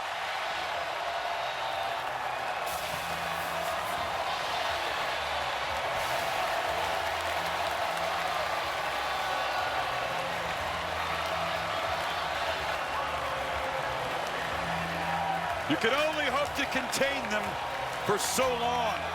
And the Buckeyes offense has exploded in the second quarter, 67 yards that time. Dobbins gets the credit. He's a heck of a back. But this offensive line that's had their hands full against Michigan State up front deserves a lot of credit for this hole opening up. And that's why that overthrow of White resulted in a field goal attempt is so huge because Ohio State can score so quickly. Absolutely. Watch the offensive line, the center, left guard, Jonah Jackson, the center, Josh Myers. They're going to be able to pick up some blocks, and you'll see him hit this crease. It's a zone read where he's reading the in man on the line of scrimmage. But the safety here, Xavier Henderson, very poor angle in run support and trying to come up. Takes the wrong angle and opens that up. Instead of a 10-yard gain, it goes to the house for a touchdown, and Xavier Henderson, who's been playing well tonight, a misstep that cost him, but a good job up front. Look at the physicality up front by Josh Myers, the center. They get the push that we haven't seen a lot of tonight, and you give J.K. Dobbins a little bit of room, he's going to do this. Josiah Scott showed some speed, chased him down, but Dobbins able to survive that attempted tackle. J.K. now with 6 rushing touchdowns, one of the top backs in the country for those explosive runs. And the lead is 14 now, 2:24 before halftime. Well, Tom Jackson out with an Achilles injury. So Ryan Clark will join Boomer for NFL Prime Time tomorrow night, 7:30 Eastern, only on ESPN Plus. All the highlights, breakdowns. Download the app, go to ESPNplus.com. Ohio State, what was it, 16 yards after the first quarter? 16 plays, yeah. 262 yards now. 3 touchdowns in their last 3 possessions. Shootouts, not what D'Antonio wants to have against this team. That's not been the formula for success in their victories over Ohio State. Collins takes the handoff and goes for 5. Michigan State's got a couple of timeouts to work with here. Nice little jump cut there again. There's a lot to like about Elijah Collins, man, as a young player. Don't always have to hit home runs, but just positive yards. And they play with some urgency. Can they create an opportunity to cut into the lead before halftime? There's a slant, incomplete. Bounce off Stewart's hands, and it'll be 3rd down. That is a great matchup in the slot with Sean Wade, who's an outstanding nickel, one of the top in the country, in my opinion. He's really a future corner in the NFL, but they have him at nickel right now with Okudah and Arnett. Matched up often against Stewart. Buckeyes basically use 3 super talented corners at all times. They play a bunch of snaps along with Jordan Fuller. Main 4 DBs had not allowed a touchdown pass thrown against them until Stewart caught that one earlier in the quarter. And now Stewart off his hands, so they try to target him a couple times, and he shows his frustration, and Sparks will have to punt now. He's frustrated because he was able to get separation at the top of the route from Damon Arnett and just not able to hold on to the football. I mean, he did the hard part. Watch him go up with Damon Arnett right here, get to the top of the route, gives him a little push off, gets away with it. Ball hits him right in the hands. Yeah. You're talking about one of the top receivers in the Big Ten. Is just getting excited, maybe starting to peek ahead around the corner to be able to turn. As good as he has been, as often as he's been targeted, the big plays that he's made, that is 8 drops now on the season for him. That's something he'll want to work on the hands if he tries to create a career at the next level. He's got the strength. As you said, he can get separation. That one should have been caught. And now Ohio State's going to get the football back. There's an injured player, so we're taking a pause to attend to him. But minute 53, still 3 timeouts. And you know Ryan Day is going to be aggressive now, Kirk, and attack and expect more here. Oh, yeah. Goodyear flying above and providing our aerial coverage, recognizing those who strive to rise above the rest. Goodyear, more driven.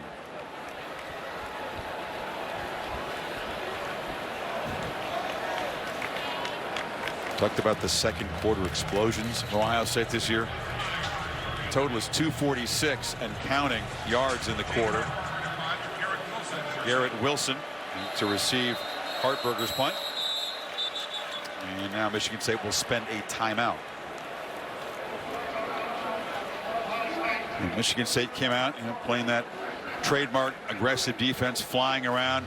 Justin Fields hadn't really seen pressure on him like he was getting early on, but they got settled in, and now back-to-back touchdown drives, running and throwing. Guys. Yeah, and the last minute 53 here, Ohio State, they'll keep their foot on the gas, and all of a sudden you go thinking it's going to be a 4-point game. They end up getting a field goal or a touchdown. Yep. You're down 31-10 in the blink of an eye.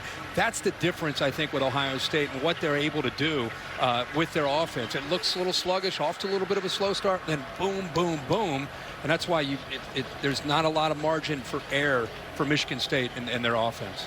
Yeah, the plays that could have been made in the first half, the drop there could have extended the drive, could have given a chance to cut the lead. Now they got to play defense again. Touchdown pass a little earlier. They've had some drops. And then, of course, the 2 fumbles early that cost them only a field goal. KJ Hill is now the returner, and that is a shank off the side of the foot. Actually going to get a decent bounce and won't end up hurting Michigan State that much. Ball out of bounds near the 30. The Dish halftime report. Kevin Negandhi joined by Jonathan Vilma and Mark Sanchez. Jonathan Vilma got to be smarting a little bit. Hurricanes lost at home to Virginia Tech after fighting all the way back to 35 apiece, missed the PAT, and the Hokies scored a late touchdown. Yeah, you talk about a guy who needed a win. That would be Justin Fuente. And Virginia Tech, they were really struggling. They were. Manny Diaz felt he needed a win too. The Canes, after a promising, hyped preseason, dropped to 2-3. Punt was 41 yards, so here goes Ohio State now from the 29. Minute 46, 3 timeouts.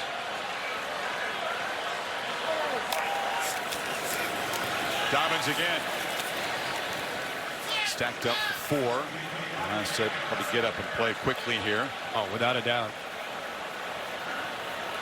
Still have all their timeouts remaining. You see, it's a conservative call, but the way he runs, that could easily be an electric play. Yep. Did get 5 yards. Michigan State trying to keep their safeties back, trying to keep things in front of them, cannot afford an explosive play here. Got 3 DBs back deep. Fields short, and the catch is made by Jeremy Ruckert. Very unusual to see Michigan State in a prevent mode, but right now they're just, like I said, trying to keep a shell on their defense and keep everything in front of them. Then you got to rally to the ball and make tackles. It's 3rd down and 1. Day keeping all 3 of his timeouts in the pocket for now, and they'll get a momentary clock stoppage as Dobbins makes first down yardage down near the 50. What a different story at the line of scrimmage here in the second quarter from where it was in the first quarter. Ohio State doing a much better job of sustaining blocks than where this game was early. Play action, Fields flushed, spins free, eyes downfield, now just ducks out of bounds at the 50 after a 3-yard gain. Josiah Scott off the corner, pressured him. I said Josiah Scott is a guy who's played for the last 3 years. Of course, he had an injury last year, and yet just his veteran presence, really good job at disguising his blitzes. especially into the boundary where he's head up with a receiver, not showing it, and waits to the very last possible second until he shoots. And it's about the third time now he's come free. He's a resilient guy. He got beaten for a couple touchdowns by Indiana, had 2 pass interference penalties against him. And what was the tying drive? Fields slips the tackle, lofts a high one downfield. Olave tries to fight back to it. It was almost intercepted. Making the long run over there to get his hand on the football was David Dowell. Crowd won an interference penalty as Olave was heading downfield. Dave Katiah shaking his head. No, and the reason it's no call is Josiah Scott was there in phase, stride for stride with the receiver, almost waiting for the ball to be thrown, and absolutely no call at all there. So just 32 seconds, still with the 3 timeouts, and they get a free play. Field drew him offside, and Austin Mack goes up and makes the catch near the 30. So now figured he'll spend one of his timeouts. How about the location of the football here on that back shoulder? He throws it high to the backside where Austin Mack can go up and use his size at 6'2", right there, and make that play. That's a nice job. Good use of the free play. He knew he had one. Sure, a couple of Spartans jumped offside. Put it up there. Let him make a play on it. Now Michigan State, as you said, some serious urgency. The Buckeyes moving closer. Still have 29 seconds, and now the clock is wound. They did not spend a timeout. Still got all 3 of them. Fields lofting downfield again from Mack. Caught the ball, not in bounds. Little shove off with the right arm against Dominique Long. Couldn't get the feet down. Yeah, Austin Mack had the big game last week in Lincoln. Got a touchdown, made a big play. Back-to-back times back into the boundary, clearly out of bounds, but a pretty good effort to try to come up with a football. Sure was. There's a progressive pylon cam, which is kicked to the ground by the foot of Mack. So second down play, 21 seconds to go from the 31. And Mark D'Antonio going to call a timeout. Second time he's used one on defense. Ryan Day hasn't bothered to even use one here. Michigan State, again, just trying to prevent this from being any worse. Justin Fields, 11 of 16, off to a very, very slow start. Give Michigan State a lot of the credit. They got him out of their rhythm, able to recognize the big running lane. He's done this all year. And, he make you pay for that. What great patience as a runner, just natural instincts when he's able to find what he needs to do running the football, and here he's able to work through his progressions all the way back to the tight end Farrell, who gets the ball into the end zone. So it's been one quarter where you think, wow, Michigan State's found the answer here to stopping Ohio State's offense and stopping Justin Fields, and give Ohio State's coaches credit and Fields credit for the way they've come back here and made adjustments. It's been sacked a couple of times, but has made some effective plays with his feet. 2nd and 10. Fields flips it short, and the catch made, spun down in bounds. Victor, now they'll certainly have to spend a timeout. Ball at 25. It's 15 seconds. Don't know why he saved the timeouts until now. They'd have more time to work with. Yeah, try to get the end zone if he had. I think he's just comfortable with how fast things move down. Once you're down inside the 25-yard line, the ball is going to come out pretty quickly, and I think he feels it shows the confidence I think that he has also in Fields and the offense. Buckeyes struggled big time on 3rd down, converted 1 of 5, but now they've made their last 5 third downs.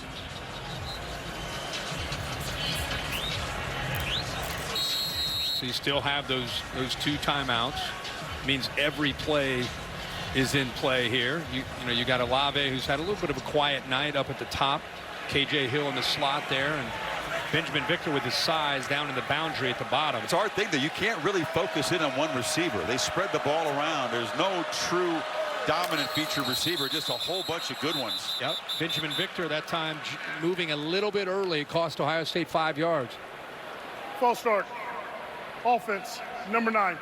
5-yard penalty, 2nd down. I think that's just it, Chris. You're right. It's not just one guy and a bunch of others that are out there. I mean, he's liable to throw it to anybody down here. The targets are very well spread around between Victor and Austin Mack, Olave, who hasn't yet gotten involved, and of course KJ Hill, leading receiver. 3rd and 8. It's a handoff, and Dobbin stutter steps, spins free. He'll be dropped right there at the 26 by Scott. 9 seconds, and they'll spend the timeout and bring out the field goal team. Good job in space by Henderson and then Scott. Both these secondaries, especially the corners, you know, I think they define themselves in the attitude by how their secondary and how their corners are willing to come up and be big-time tacklers. Scott has been involved a lot tonight in making plays on the edge. I'll be able to attempted only 4 field goals in the Buckeyes' first 5 games. They were scoring touchdowns in bunches. We'll try his 3rd one tonight, 1 of 2 so far, to make the lead 17, a 3-score game at halftime. Buckeyes sort of 2-minute drill, actually consuming more time than the last 3 possessions. And this field goal from 43 yards. A little bit longer than the 2 previous attempts. And it's going to be good. And Ohio State does add on a field goal. A 24-point second quarter after a defensive stalemate in the first 15 minutes. And they'll take a 17-point lead to the locker room. Is what's happened in the last 5 games. 42 against Miami of Ohio. That's after they fell down 5-0. We were with you from Lincoln, Nebraska when they exploded in the second quarter against Scott Frost Cornhuskers, and again tonight 24 against a stout defense. Yeah, and I think there's 2 reasons you're seeing that. Some of these games they've come out and teams have thrown completely different strategies and styles of defenses at them, caused some confusion in some first quarters, made Ryan Day and his staff kind of go back to the chalkboard in game adjustments, and by about the 3rd or 4th possession they kind of settle in and go out and execute. That's usually about in the second quarter. And even tonight with Mike Tressel, his defense had Ohio State on the ropes, and clearly a different story in the second quarter. You added up the first half scoring this season for Ohio State, and even 200 points now, allowing 28. They've got more points scored in the first half this year than Michigan State has scored in all of their games, and the Spartans average 30 points a game. That's how good they've been before halftime. Right. No kickoff returns in the 5 kickoffs by Ohio State so far. The Spartans will get the football to begin the second half, but the hole has grown deeper now, trying to climb out of this. Not a team that is terribly adept at explosive scoring. Rookie, kind of a mixed bag, Kirk. He's made some brilliant throws, as you pointed out, the touchdown catch by Stewart, but he missed White in what would have been a touchdown. Involved in that fumbled pitch on the option play early that cost them a field goal. Ohio State 312 yards in the first half, almost all of those, all but 16 coming in the second quarter. It is 27-10 on a blackout night in the old Horseshoe, and the Spartans a lot of work to do if they're going to add to their history of upsets against Ohio State. End of the first half here in Columbus. The halftime report. Kevin Negandhi, Jonathan Vilma, and Mark Sanchez is coming up from the studio right after these messages. Ohio State determined to protect the Horseshoe. The Spartans and the Buckeyes going down the 50-yard line. We got all the Benjamin Victor dives, touchdown. We got all the makings of a Saturday night. Dobbins breaks free, foot race, touchdown Ohio State. A serious explosion by the Buckeyes in the second quarter. Welcome back to Saturday Night Football on ABC, presented by Wells Fargo, and this presentation of the Big Ten on ABC. 17-point lead for Justin Fields. Boy, he got off to a slow start. We're beginning to see a pattern. Welcome back. Buckeyes get a lot of different things thrown at them in the first quarter. Take some time to find their footing, and in the second quarter, look out, 269. That was the yardage total in that quarter. That's incredible adjustments and a good job by the Ohio State offense. The players, Fields, of course, made the plays. J.K. Dobbins got loose, and now Michigan State, they're going to make their own adjustments and see how things get started here, taking the football to start the second half. Buckeyes with more yards, Kirk, in the second half than the second quarter, that Michigan State allows in a game. Here's the... Think about that. Here's a Pacific Life game summary. If you're just joining us, Ohio State got off to a very, very slow start. A combination of getting a good pressure up front, a good scheme, just outplaying Ohio State at the line of scrimmage. They couldn't run the ball, they couldn't throw the ball. And then Justin Fields started to get some time to throw. They started to have more of a balanced attack. He was able to work through his progressions. This is a big play where J.K. Dobbins hits a touchdown run right after Brian Lewerke missed a wide-open receiver in Cody White that would have been a touchdown for the Spartans. Almost a 14-point swing right there. Collins works free, makes a man miss in the hole, and barrels ahead for 11 yards. And check with Maria Taylor. Well, for Michigan State, Mark D'Antonio is saying the biggest issue were mistakes, busted coverages, and fumbles in the first half. But the message that he has for his team is that we knew this was going to be a fight. So let's take the fight to them. So that's what we'll be looking forward to seeing from Michigan State here in the second half, guys. And Maria, because they're having a hard time slowing the Buckeyes down, it just feels like there is added urgency on every offensive possession for Michigan State. It's a 3-score game. Lewerke on play action, flips it downfield, has the tight end Seibert open, and it's a first down in Buckeye territory before Jordan Fuller stopped him. Nice little free. You got to freeze the safety with play action fake to get the tight end behind it. Watch the safety come up, and then you're able to work right behind him. Shaun Wade was in no man's land there, and he just kind of froze, and Lewerke just waited for the tight end Seibert to get behind him and made a nice throw. Buffalo transfer, been an effective target this year. 13 catches now. And there's a first down run by Collins, knocked down from behind there by Tough Borland. And he got 2 tough yards.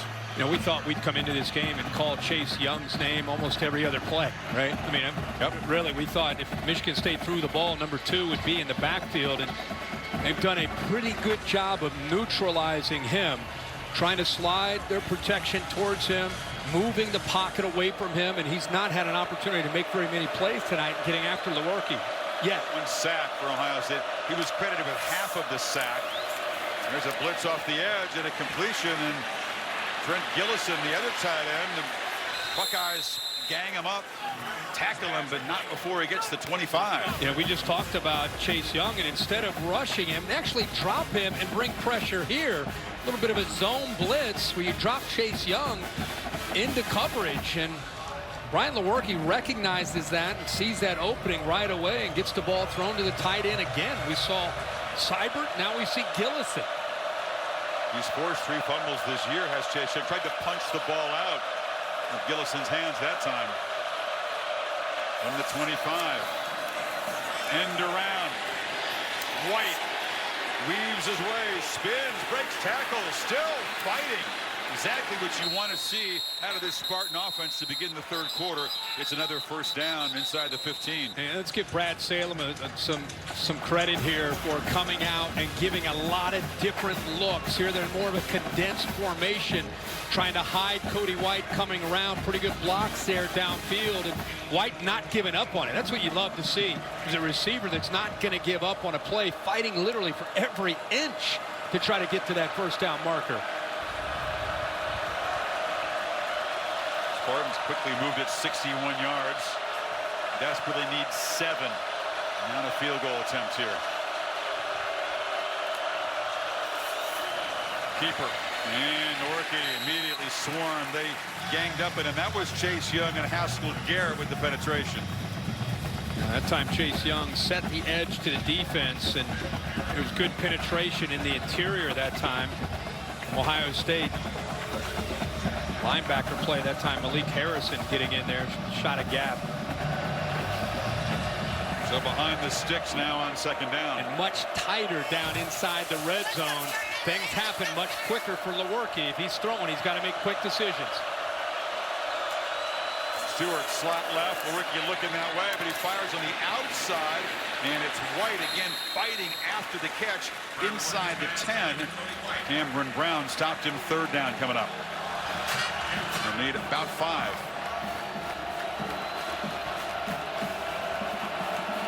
I think he's thinking about 2 plays here to get the. I don't know. I think it's a little early to think about that. Yeah, I'm talking about a defensive coach that, even though it's tough to stop Fields, has confidence, I'm sure, in thinking that they can make adjustments and get back to the way things are going in the first quarter. May depend on how many yards in this play. Very true.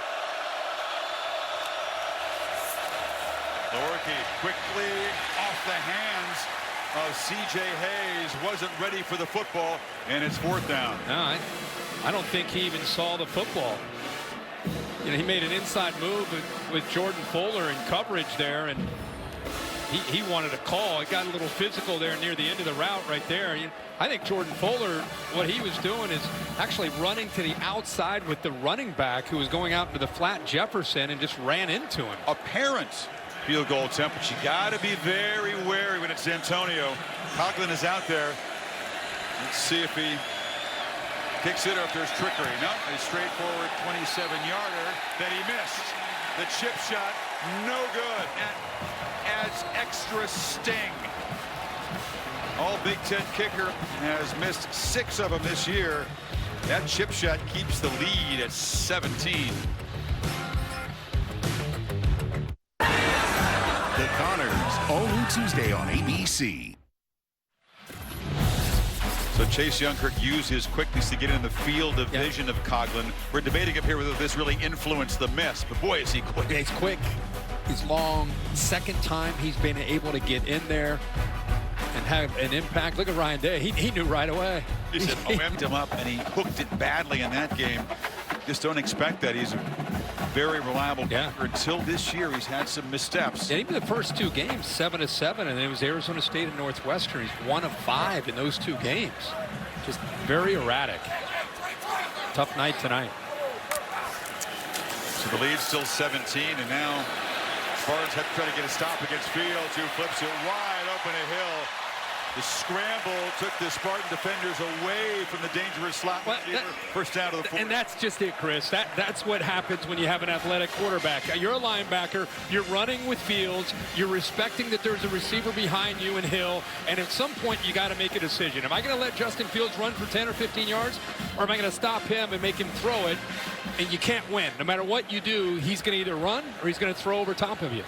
How about that? With that catch, he passed Chris Carter. Fields on the keeper, makes a man miss in the clear again, and dives down near the 40. Second in all-time career receptions at Ohio State. It's a big deal. And really, think of the receivers that have been able to come through here. Zone read, probably actually misread this one. Probably should have handed it off. You know, instead of handing it off, he's able to get by that defensive end that time. Kind of shook him. Got positive yards. Ohio State again threatening to just bust this wide open with the touchdown here. 17 already feels like a big lead. Dobbins slips a tackle and now is knocked down at the line. It was actually a really good play by Antoine Simmons to fight off the block. Gain of 2. Yeah, you dig yourself a hole against the firepower of this offense. And you know, it's tough to catch up. Ohio State still playing fast. In the back to catch the ball is Wilson. They'll move the sticks again. They're inside the 30. You know, they just know one mode. It's with Ryan Day running this offense. That's attack mode. It's just they're constantly looking for the big play. They're not easing their way into anything. They're looking to attack downfield. Been times against the Spartans, but I think Ohio State sort of played into D'Antonio's hands by trying to play a grinding ball possession game. Not so here. Now an interception. Fields first of the year, and Josiah Scott looking for blocks on the edge.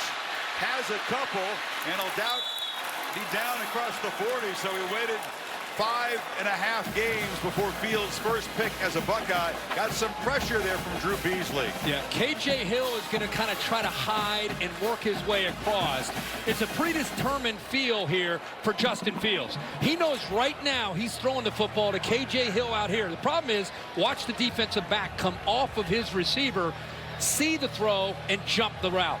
So K.J. Hill beat his man. He did a good job of hiding and disguising, got behind Thompson. But Josiah Scott comes off of Garrett Wilson because that play took so long it allowed him to use his eyes and come off and make a heck of a play.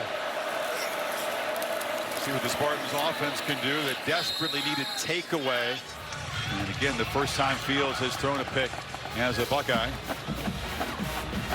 Short gain. And that's one of those where you think Josiah Scott is occupied in man coverage with Garrett Wilson further downfield. You flip it up because KJ Hill had snuck across the field and gotten behind the linebacker, but instead Scott makes a big play. Wrinkle of Wildcat. It's Elijah Collins, the back, the direct snap, and the Buckeyes not at all fooled. Malik Harrison made the play. Just not a fan of that. There's just nothing that's going to come out of that. I mean, Ohio State sees that Collins gets back there, and what do you think's going to happen? The guy's going to run the football. Every black jersey was running right towards Collins. Now it puts him at 3rd and 10. It was a Wildcat and a two-back look, too.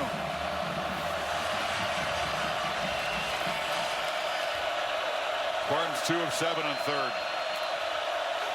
Buckeyes rushing 5. Lorky scrambling, gets it away under pressure, and the catch made for almost no gain by Gillison.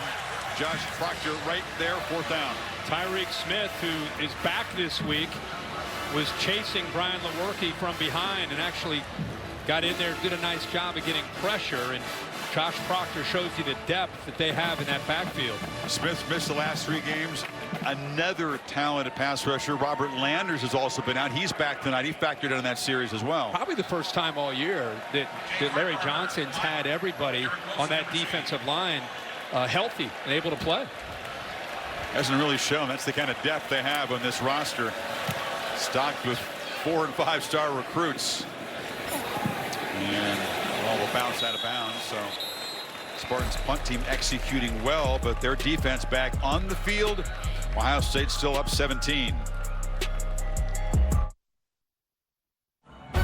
Saturday Night Football, presented by Wells Fargo on ABC, is brought to you by Dollar General. Save time, save money every day on tailgate favorites from General Mills. And Chex Mix, score the winning mix. Next Saturday night on ESPN, primetime SEC showdown of unbeatens. College Game Day will be there in Baton Rouge to set the table. Then it's the Gators and the LSU Bayou Bengals at 8 Eastern. Joe Burrow has spent 3 years here at Ohio State, Ohio native, redshirted, then was a backup to JT Barrett. Knew he wasn't going to beat out Dwayne Haskins, so transferred down to LSU, and he has had a monster start to the season. Excited to see that offense. Master Teague in the backfield with the football as the Buckeyes are back up, trying to protect a 17-point lead. Go back to that missed field goal, and there might be some people at home thinking, you know, Ohio State's up 17. Michigan State, Mark D'Antonio, they move right down the field. They kick a field goal. Why are they kicking such a short field goal? Why aren't they going for a touchdown? He hits that field goal. It's a 2-touchdown game, and still a lot of football to be played. And now still that 17-point deficit. They need to stop Ohio State or try to get a turnover. Teague, who got a chance to rip off some big runs in the blowout last week, shows his power. He got a good block from Barry there. Yep, 220 pounds.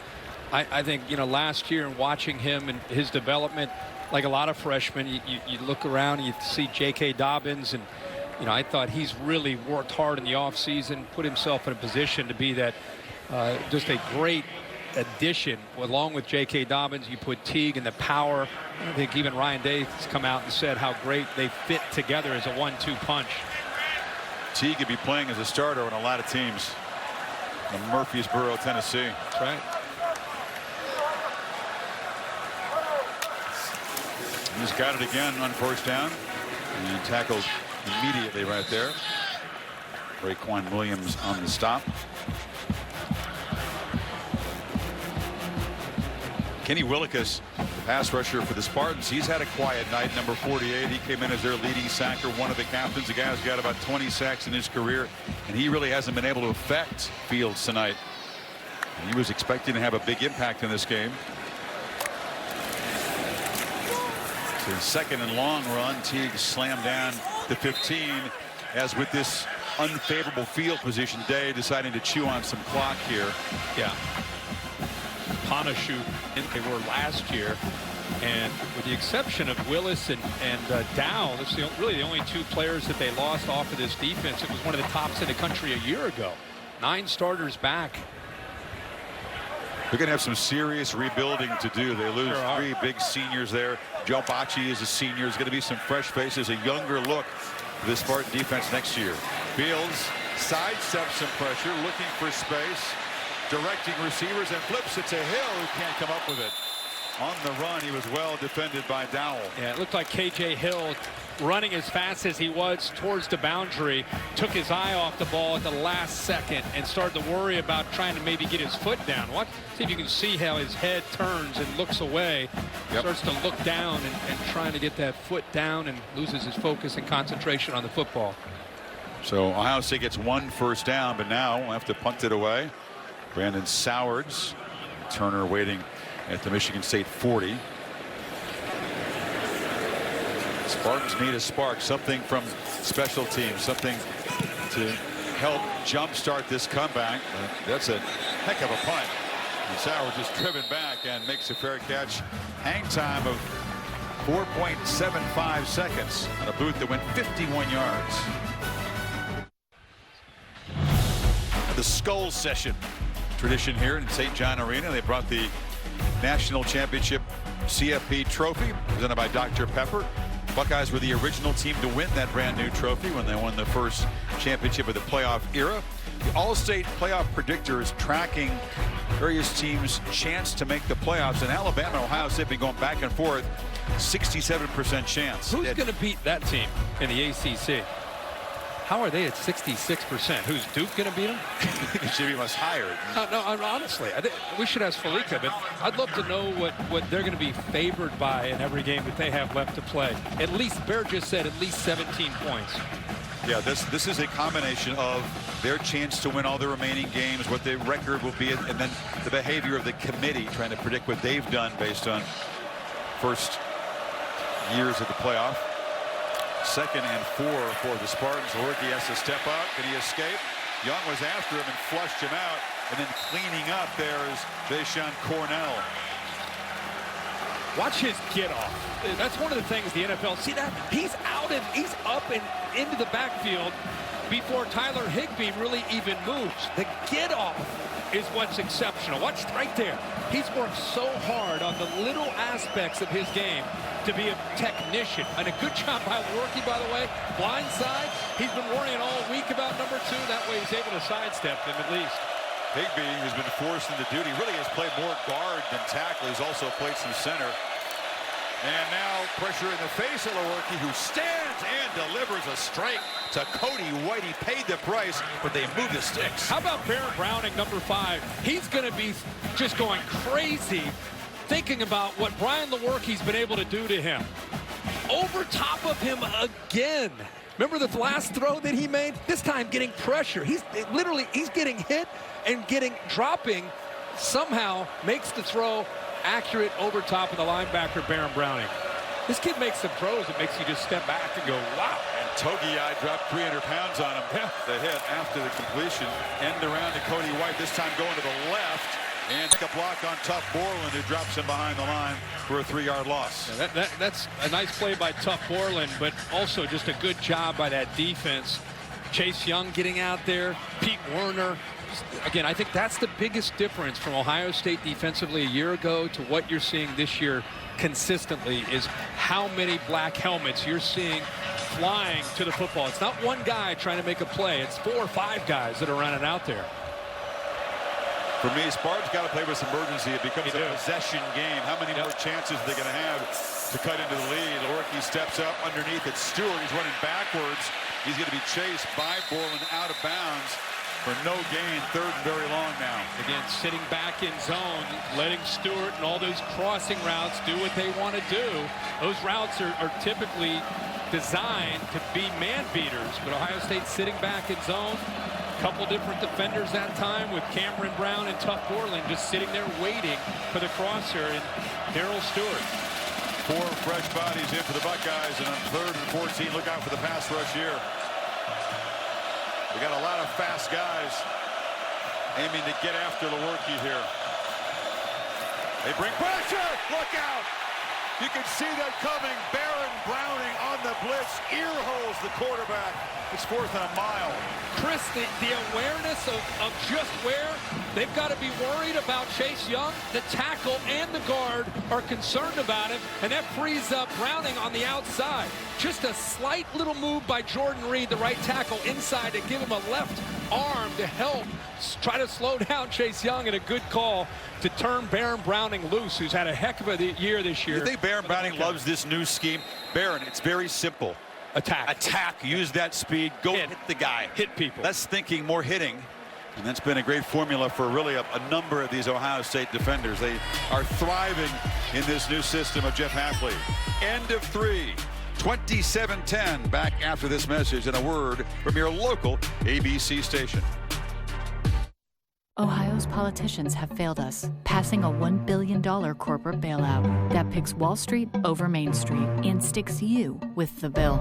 But you can stand up to greed and abuse of power. Ohio citizens have started a petition to say no to corporate bailouts. It puts the power in the hands of everyday Ohioans, not fat cats that don't want you to vote. If someone approaches you with a petition to allow you to vote on corporate bailouts, sign it. Stand up for Ohio and take your power back.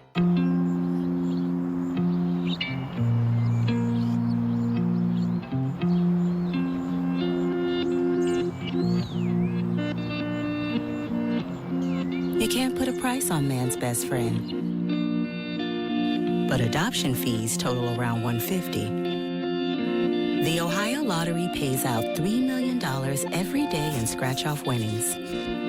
How will you spend yours? Saving the sturgeon, how the zoo is hoping to repopulate the lake. And welcome back, set for the fourth quarter. No scoring in the third period. I like this that more and more crowds are catching on. You make use of those cell phone flashlights. Festive scene now. Kind of a flat start. This crowd watching their team struggle early before they exploded in that second quarter. Michigan State, really the only threatening possession of the third quarter, missed that chip shot field goal. Garrett Wilson lets it go over his head and it'll bounce into the end zone for a touchback. Here's our Pacific Life game summary. As Ohio State, not with great field position in the third quarter, playing somewhat cautiously, and again the Spartans got down, threatened, got down to the 10-yard line, could not punch it in, and then missed the chip shot. Yeah, you go on the road, you play a team like Ohio State, you just got to be able to play sharp. The turnovers, the missed opportunities, some drop passes, a touchdown pass where Lewerke ended up missing Cody White. Just been one of those nights. Now their defense has been able to play pretty well. I mean, keeping them in the game, but the offense not able to deliver when they've had some chances. First and 10, Ohio State at their own 20. Fields on the move, flips it short. Hill makes the catch, and that's an 8-yard gain easy. You and I had Ohio State last week when they went to Lincoln, and just talking at the break there. I mean, such the offense last year with Ryan Day and Dwayne Haskins, it was dynamic. I mean, Haskins was big time. He broke almost every record that they had in passing, 50 touchdowns. Such a different, more complicated offense to try to defend this year. Dobbins knocked down. More complicated just because of the quarterback's legs? Well, the quarterback's legs, there's a more variety of formations because of the quarterback's versatility. He can run. You have to account for that with linebackers and safeties. It affects the eyes. They get under center. You know, they're running downhill with J.K. Dobbins. Their play action off of it. Just a lot of different things that you have to deal with. Well, the changes are important. How would they do after Urban Meyer? They wondered. How would they do after Haskins? After all these guys? They're captains, all of them. Captains, leaders. And you've seen Olave and Hill and Benjamin and others step up. 4 new starters on an offensive line. And if anything, they've gotten a lot more physical and a lot better up front. Man down for the Spartans. It's Mike Panashuk as the athletic trainers check him out. And we'll take a break. Mike Panashuk walked off for Michigan State. They retaped the ankle of the Ohio State center, Josh Myers. So on 1st and 10, Hill trying to get free, wrestled out after a 6-yard gain. And going back to my point about their offense, just talking to defensive coordinators that have tried to prep for Ohio State, it's like they're up till 2 in the morning because of so much. You add in under center to go along with the shotgun, and then the play action game off of it. It just is a lot to deal with, and then an athletic mobile quarterback. It's just very, very different defending them than how you had to defend them a year ago. Fields on a fake. Has a man wide open. It's Victor, who dances around, knocked down in Michigan State territory. Another first down. And again, the thing that I think you got to be concerned about also is Ryan Day builds leads, but keeps the foot on the accelerator. In the third quarter, we kind of saw him maybe work the clock a little bit, but typically they're in attack mode. Dobbins is attacking, still running, chased, and knocked down inside the 20. Yeah, as soon as they get decent field position, you're right. Boom, foot on the gas and go. Yeah, absolutely. Watch Myers, Jonah Jackson on the left side. Nice pickup block there by Thayer Munford, who's able to pick up that linebacker. And again, Dobbins is a special back. You give him an opportunity with a line that's surging into that defense, he's going to get big yards.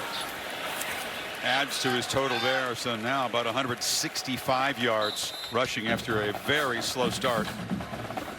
Exploded for the long touchdown run in the second quarter. 8 yards a carry. Came into tonight averaging 7 yards a carry. I mean, there's Travis Etienne, who's a great back. Jonathan Taylor, obviously, one of the great backs last year and continuing to raise the bar this year. Madison. Been so much focus on the quarterbacks. Most of the top early Heisman contenders are quarterbacks, but you're right. Very good competition for the Doak Walker award. He's going to be the top back in the country when it's said and done. Dobbins certainly involved in that conversation. He's got it again. This time has to hesitate. Patiently picks his way. Takes a big shot. Coming across there was Tyreek Thompson. Hit him up high. Yeah, Thompson looked like he may have led with his helmet, which is obviously a no-no. Certainly brought the forearm in on Dobbins' head. He did. So it's 3rd down and 4.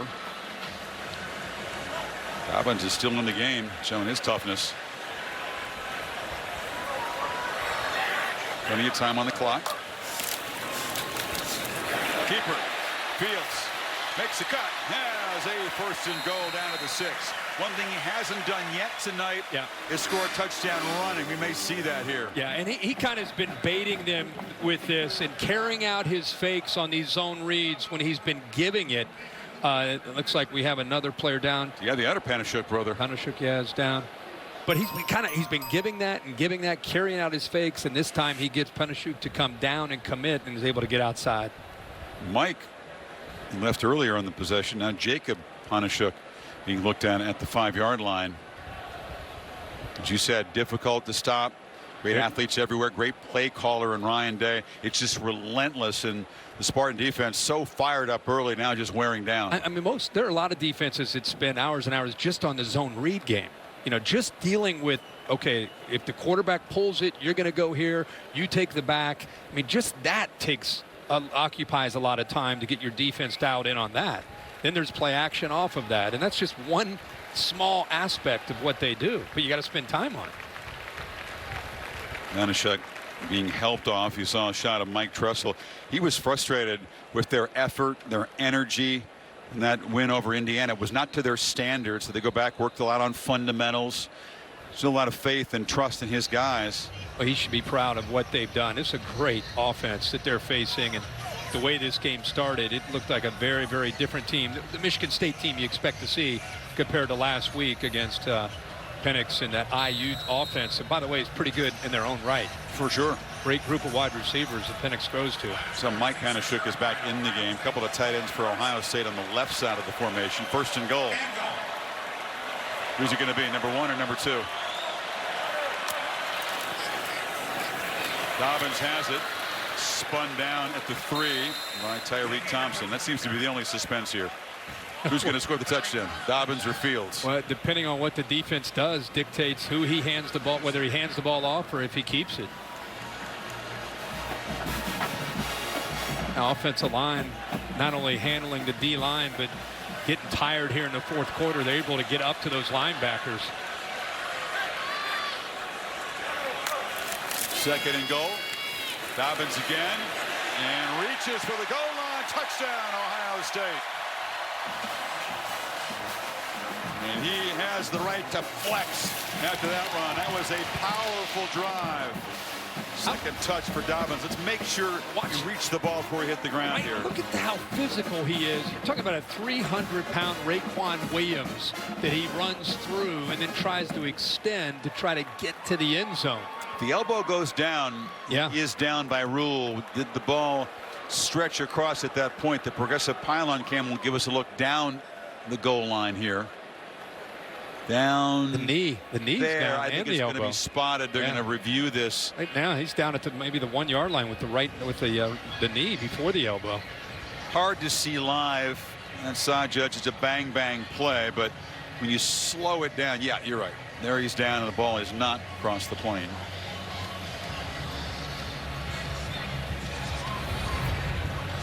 So they'll, in all likelihood, Dave Woodvote, Larry Smith will collaborate and put Ohio State about a foot away from the goal line. After review, with the ball at the 1 yard line, it'll be third and goal from the 1. The clock will start. Am I ready for play? No, Maria had a chance to catch up with J.K. Dobbins this week and talked about how he looked at his 2018 season almost as a failure, and how he worked so hard in the offseason to lower his body fat, build up his muscle, to be able to have more physicality in situations like this.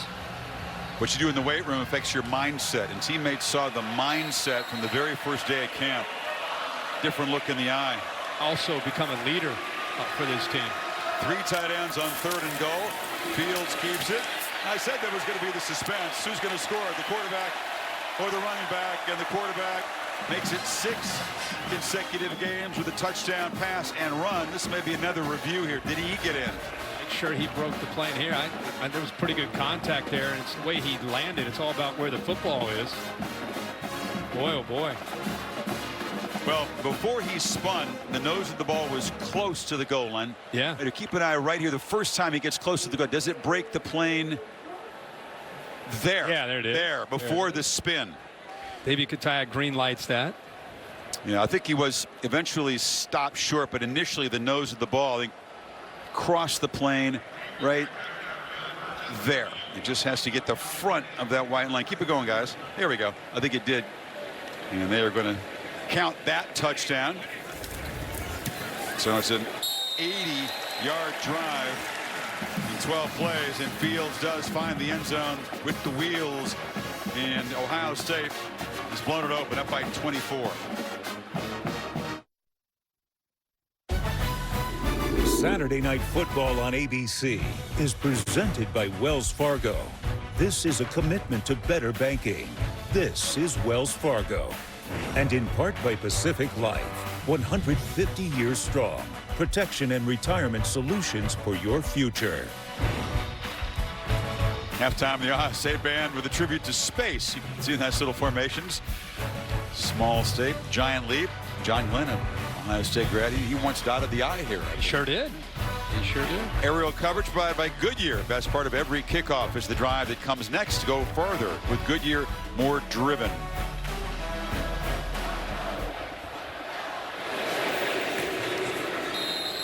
Go to Cassidy Hubbard with an update from the studio. Thanks, Chris. Number 13, Oregon trailing Cal until Justin Herbert finds Jacob Breland, who goes 30 yards to the one that would lead to a go-ahead TD. Oregon up 10-7 in the third. Chris? Pac-12 playing some tough defensive games. Cal very strong on defense, keeping the Ducks out of the end zone until that one. Oregon claims the lead. Oregon still yeah, I think so. Playoff relevant, do you think? Well, they got a big one coming up on a couple weeks on the 19th when they go up to Seattle to take on Washington. Winner of that game is still definitely in the mix. Working from the pocket, delivers incomplete. Meanwhile, for Michigan State, It just gets tougher and tougher. We'll talk about their schedule in just a second. Yeah, part of the reason it's getting tougher is Chase Young is starting to emerge here in the second half. Even when he's not making plays, he's affecting things. He hasn't been able to come up with a sack tonight, but you can see how he's helping his teammates. Look at Michigan State's offensive tackle Jordan Reed coming down to help, frees up Baron Browning to be able to make a sack. So Ohio State does a good job of utilizing his natural skills, but also sometimes if Michigan State's so concerned about Chase Young, it frees up others to make plays.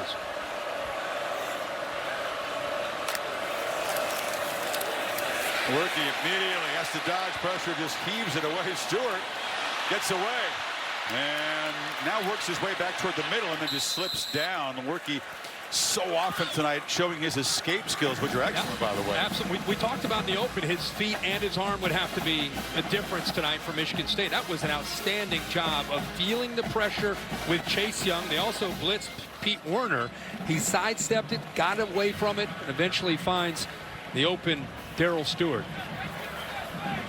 Coming into this game, they pressured him 41 times. Lewerke'd only been sacked 4. That's a really good escape percentage. He'd had 11 scrambles coming in.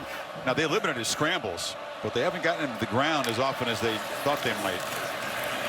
This time he has good protection. Receivers and DBs are tangled up, and falling down was LaRuss Nelson. A late flag comes in. It was Wade in coverage.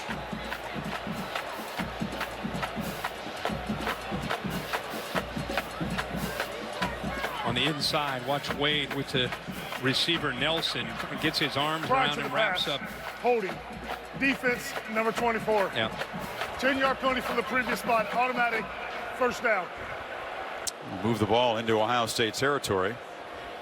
It's one thing to have that collision, you know, as the receiver's running his route. It's another thing to get your arms up extended and up into the jersey of the receiver. That's where the call came in with the holding.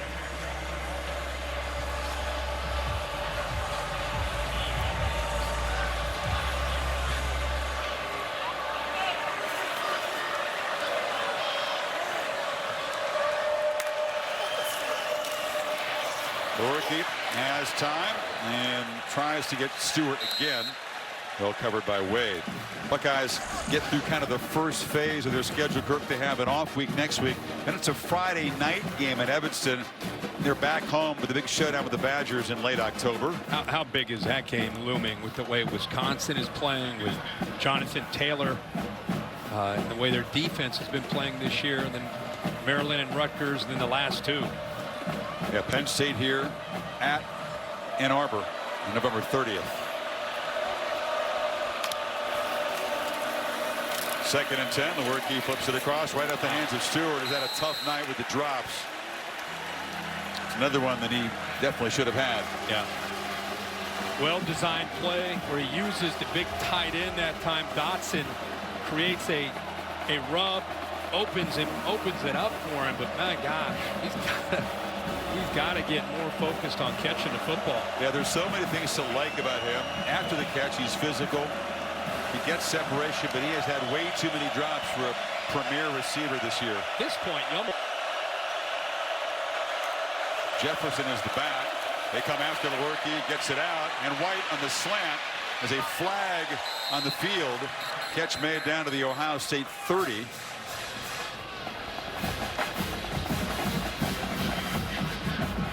So you don't see a flag. We could move it back. Illegal formation on the offense. 5 in the backfield. 5-yard penalty from the previous spot. Third down. They threw it, picked it up very quickly, but it erases the big gain. Yeah, that's the second time tonight Michigan State's had a play with some positive yards, and it's had to come back because of an illegal formation. Those are the things that Mark D'Antonio, that will drive him crazy.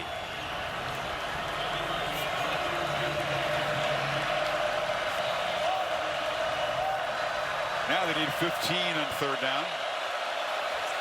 And the Buckeyes figure to dial up the pass rush again. They get near Lewerke, take away his time, couldn't get the ball to Cody White. He's knocked down, and it's fourth down. Boy, is that tough. Third down from the right hash, falling backwards with Chase Young and company closing in on you. trying to make that throw. It's a tough ask for Lewerke. 3rd and 15 against this defense is going to be a tough ask for anybody. Yeah. All year. Especially when you're falling back and you're throwing from the right hash to the left sideline. We talked earlier, Tyreek Smith back healthy now. Robert Landers. It's really an embarrassment of riches. The depth and the talent they have in the defensive front here is pretty scary. Fair catch by Hill and Ohio State. 9 minutes and 3 seconds away. They were pleading for a flag as he was bumped after the fair catch didn't get one.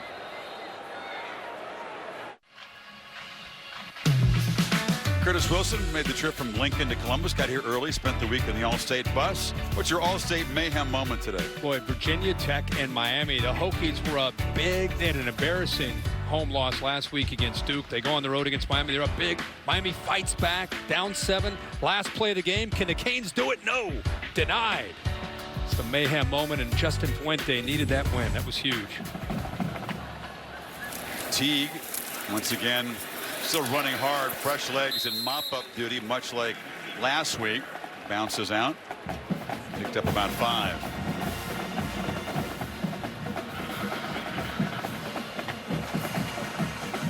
Dobbins probably done for the night, and why not? 24 rushes, 172 yards. Right at his season average. It's 7.2 a carry tonight.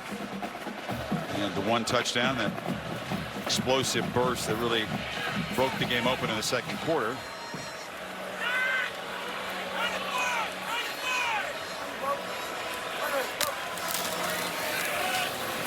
Teague again, and it's a first down. Marie gets a chance to spend a time with a guy from LaGrange, Texas this week. Well, you know, Chris, you guys have been touching on Dobbins' story, and you're right. 2018 felt like a failure for him, so he kind of rebooted in the offseason. He went from 12% body fat to 9%. I spent some time talking to Mickey Marotti, the director of football performance, and he said that everything that he did during the offseason was focused on speed training, power development. He spent a lot of time on resistance treadmills, spent time boxing, and he's a guy that likes competition, so you see this rope drill here. He was going against practically the entire team, and that's how they would end every single workout in the gym. So that's something that he's been focusing on. Fields tried to find a lobby downfield, incomplete. I like all the curls. That was cool. The curls is not really serious football lifting there. It was nice to show, but the rest of that stuff. Yeah, the rest of that stuff is intense. And well, like Maria said, that he's a guy on a mission. You know, he is clearly focused, eye on the prize. And what are they going to do with the rest of the season? Becoming a leader. Look at all those Buckeyes, Kirk. They're running out of room. Yeah, they got to move over to the other side. With the blackout tonight. You're not the biggest fan. No, I'm like the traditional. I'm a traditionalist. Yeah, I feel like a school with a tradition of Ohio State. The normal unis are just fine. McCall bounces it outside. Or Teague, excuse me, bounces it outside. And another first down. He's just cleaning up now, adding to his rushing totals. Such a different back, a physical back, and this between the offensive line grinding on you for 4 quarters. J.K. Dobbins, what he can do, and then you bring in 33, who's 220 pounds, and he's running downhill on you. It's a lot for this defense to withstand.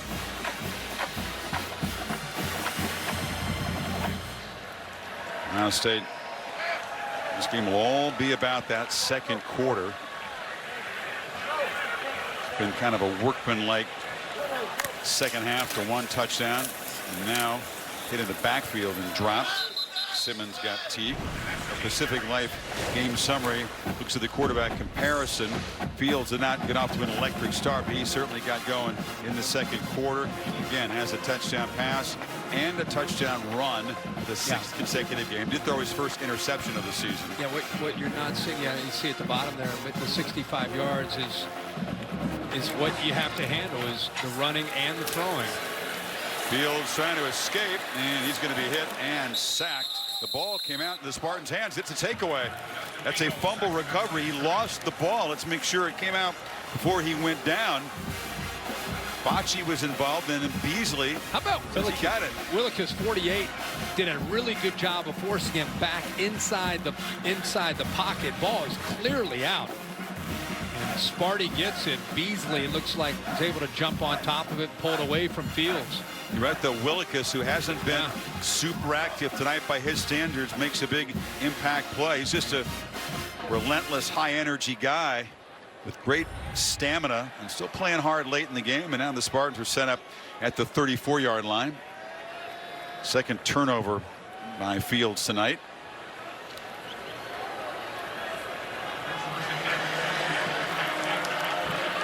Felica pointing out not everybody has disconnected from this game. There may be interested parties curious to see if the Spartans can cut into the lead or if he pressured in the face. Ball batted in the air, and it's going to be picked off by Jordan Fuller on the Karen.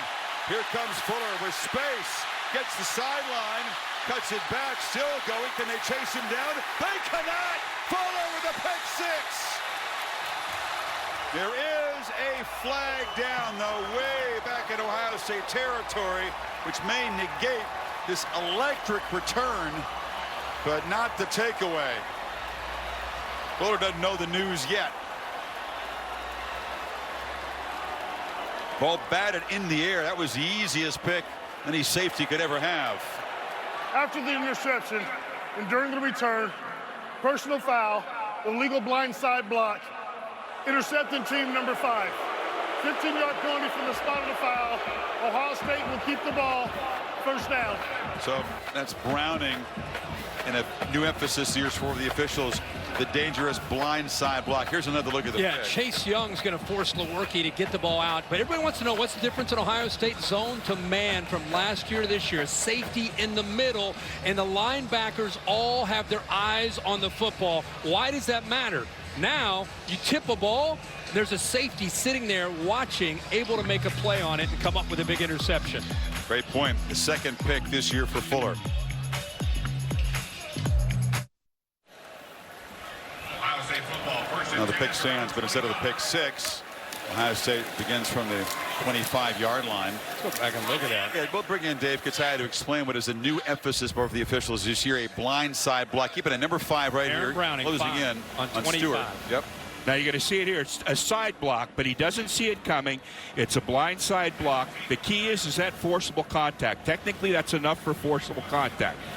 As you can see, if he does it with open hands, he's okay.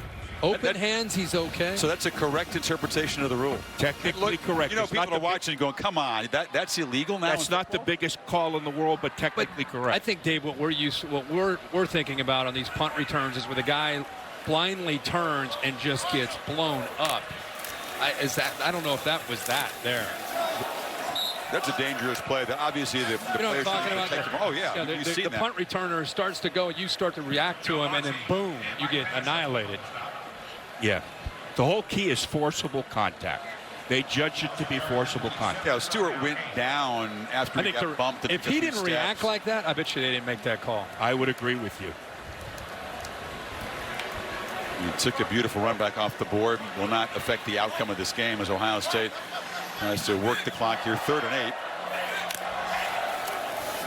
8. Teague. And they're content to just run it into the middle and punt the football back. Simmons and Mike Panashuk on the stop. And Mike Panashuk has not given up on this game. I just love to see guys play to the final whistle, whether they're up or they're down. Antoine Simmons, another one, 34, that's flying in there trying to make plays. Well, talked about Michigan State's gauntlet. See Panashuk in a lot of pain, the bearded man. Yeah. Ask Mark D'Antonio, have you seen in your many years at Michigan State a schedule quite like the Spartans' October? They got this massive test here.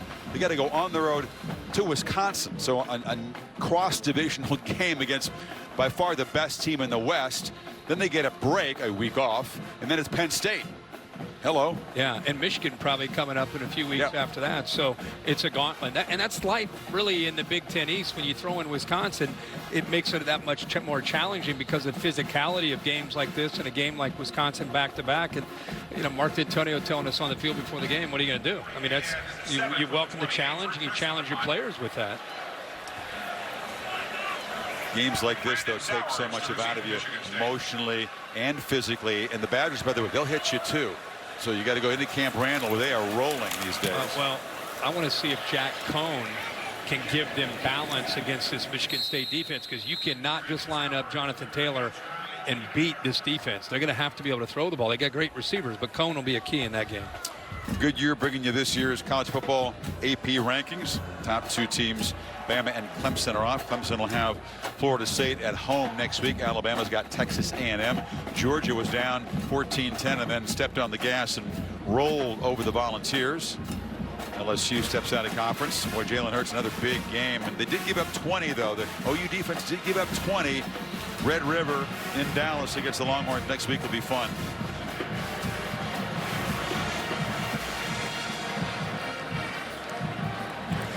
Spartans playing for some pride here. 4.5 to go. Lorgy chased, look out, and he'll just fling it away. Coming after him was Sean Wade on the corner blitz. We're headed down to ESPN's primetime game, College Game Day on the Bayou, and then it's the Gators and Coach O's Bayou Bengals, a top 10 collision of unbeatens down there. It'll be fun to see that one. That's 8 o'clock Eastern next Saturday night over on ESPN and also on the ESPN app. Early thought on that game, Mr. Herb Street? Joe Burrow against that Florida defense. Are you kidding me? That will be awesome. Catch made on the edge by Julian Barnett, the talented freshman. Kyle Trask got knocked around as the Gators quarterback came back in the game late. Were you with me in Austin earlier? That was early in the year when we did LSU. No, you were doing tennis. I can't wait for you to see the LSU offense in person. To me, it's been one of the great stories in the first half of college, the entire college football season, is the way they are playing a very different game with Joe Brady, Steve Insminger, the offensive coordinator, how they have gelled together and how they're attacking now downfield. It's just weird to see LSU 55 points a game. That's crazy. 54 a game. Great group of receivers against the secondary that Todd Grantham, the defensive coordinator from Florida, has. That's as good as it gets. Stewart, another drop. He's not going to get much anyway. Wade was closing in on him, but that's been a problem tonight for number 24. I'll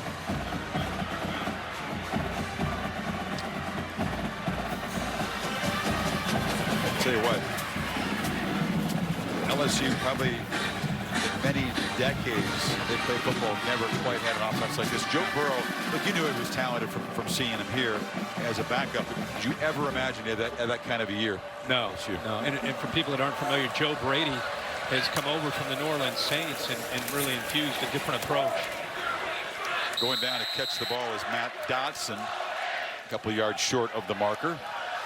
But you're right, the Gators can certainly play defense and present him with his big challenge so far. What's Lee Corso say? You got to be a lot better to go on in there and win a game. A couple flags down as Williams carries for what would have been first down yardage. We'll see.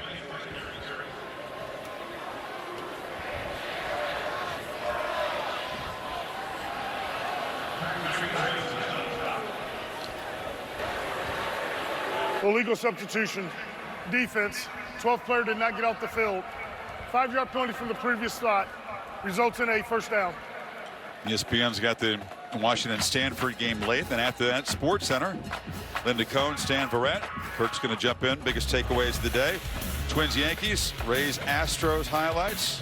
Post fight from UFC 243. It's over on ESPN. Playing quickly and coming back to the football, trying to make a catch as White juggled it and dropped it. Cameron Brown in coverage.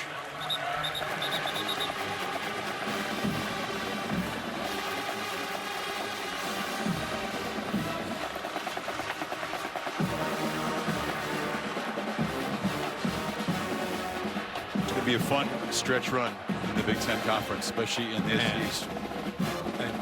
You and I were talking on the bus earlier about Penn State, and we talked this morning on game day. It almost feels like a forgotten team when everybody wants to talk about the Big Ten. Werke under pressure again, delivers incomplete. I think that they're starting to get people's attention now. I had them against Pittsburgh, and I was not impressed with that team. I didn't think that they were finding a way to create explosive plays. They've got KJ Hamler really involved the last couple of games, though. Yeah, they've got Freiermuth at tight end, Dotson, Hamler, committee of backs. Sean Clifford appears to have taken over pretty nicely so far for Trace McSorley. Defense is the main thing at Penn State right now. They're really getting after it. Keep an eye on Chase Young on the sidelines here. He's out of the game. And look out. Sean Wade has just been teeing off with these corner blitzes lately. The rookie had to duck down. And it's 4th down. Good job of disguising that and then eventually getting in. There's Chase Young, as you said. There's Wade. Shoulder they're looking at. Yep. Wade coming right over the slot receivers. Michigan State completely fooled. Just a play before of Chase Young going up against Higbee and running into Brendan White, his own player. Friendly fire there, the collision. Yeah, right away. That right shoulder, trying it off there, taking a look at him. Grimacing as they examine that right shoulder.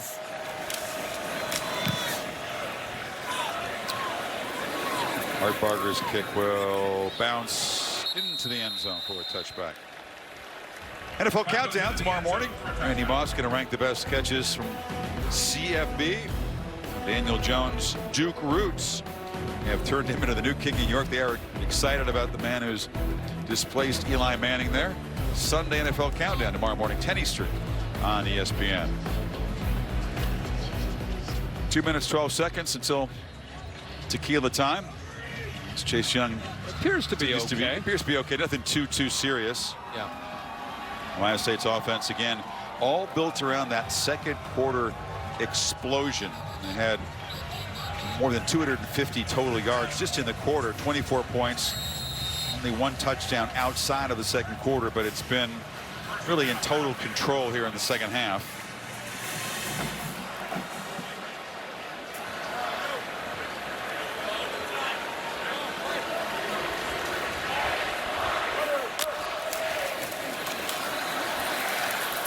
And barreling into the secondary is Teague. He's still running to try to chase him down. And once again, he's piling up big rushing yards against a deflated defense late in a blowout. And he's loving it, too. 41 more yards. Yeah, he will take that and get some great blocks up front. This thing opens up. You're not going to bring him down with arm tackles. That's 2 different arm tackles he runs right through. Not just the physical fatigue, but the mental fatigue, obviously, in his 4th quarter for Michigan State. Offensive line done a good job. I want to talk about Jonah Jackson here. He's one of the grad transfers from Rutgers. Interesting conversation. We don't have time for a detailed discussion of the transfer portal. It's kind of not well understood by fans, but he's on Ohio State because the same day that he tweeted out that he was leaving Rutgers with 1 year to play, his phone absolutely exploded, he told me. Within minutes, there were dozens of text messages from coaches all over the place, but then the phone rang, and he sees it's Columbus, Ohio. False start. Offense, number 76. 5-yard penalty. Bowen. There's Jonah. Then he said, wait a sec, Columbus, Ohio takes that call. It's Kevin Wilson on the phone saying, hey, we're interested in you. I said, was it a tough decision? He said, no. As soon as Ohio State called, they had a chance to go from Rutgers to Ohio State. But it gives you an idea in this world of captain at Rutgers, right? Yeah, captain, and started for 3 years there. Yeah. This portal, though, which more and more players are going into. Michigan State had a running back, Connor Hayward. He jumped into the portal this week, and once that becomes known, phones just instantly blow up. Teams have guys that are monitoring the social media of every player I think out there in the country, and it's amazing how fast things can happen. Maria? Just wanted to update on Chase Young. He came over, Jonathan Cooper asked him if he was okay. He said, yeah, I'm fine, and then turned to another teammate and said, hey, you ran into me, bro. But the good news is Young's okay. That was Brendan White. He collided with him, yeah. You know, on the interception that Jordan Love had, he actually did it, not Jordan Love, but Jordan Fuller. He actually ran into a defensive end on that play. It's like a race to the quarterback, and they got to be careful running into each other. Final minute.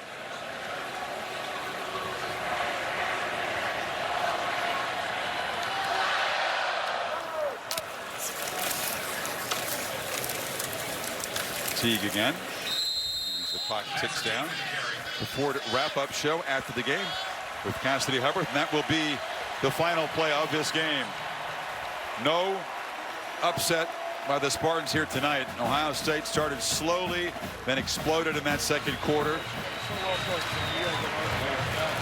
Ryan Day complimenting D'Antonio, former Ohio State assistant. Not able to create the upset tonight. Justin Fields just keeps rolling. A couple of touchdown passes, touchdown run. J.K. Dobbins exploded for 172 yards and a touchdown. And Ohio State can kind of exhale now. They made it through the first phase of the schedule, which included a road trip to Nebraska just in the second half of the season, which begins with a Friday night game, the 18th at Northwestern. Yeah, you're right. I think they've done everything you can ask of them in these first 6 weeks.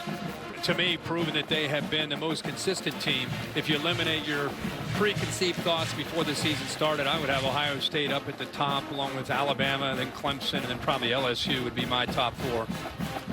Let's get the post-game thoughts of J.K. Dobbins with Maria. All right, thanks, Chris. J.K., to start out this game, the offense maybe was a little bit slow, but you guys built up a rhythm in the last 3 quarters. What changed for you guys? We were killing ourselves in the first quarter and a half, so we fixed our mistakes and we got it rolling. Well, a big part of it rolling was that huge, 67-yard touchdown that you went on. Describe that play and what you saw in it. My O-line blocked great, and then whenever I seen the hole, I just took off. Now, I know you worked really, really hard in the offseason to change your body and get ready because you felt like last year was a failure. So how do you feel that you performed through the first few games of the season? I performed pretty good. I can do some things better, so I'm going to keep working on that, and I'm going to keep getting better. And how would you say this offense has changed with the addition of Justin Fields at quarterback? He can run, he fast, so we're going to keep getting better, though. Yeah, it makes a difference. Thanks, J.K. Thank you. Meanwhile, the Buckeyes defense was stout, just 208 yards. 285 total yards, but only 108 yards after halftime. Going to sway up here in the booth, Mr. Herbstreit. Carmen, Ohio time for the Buckeyes.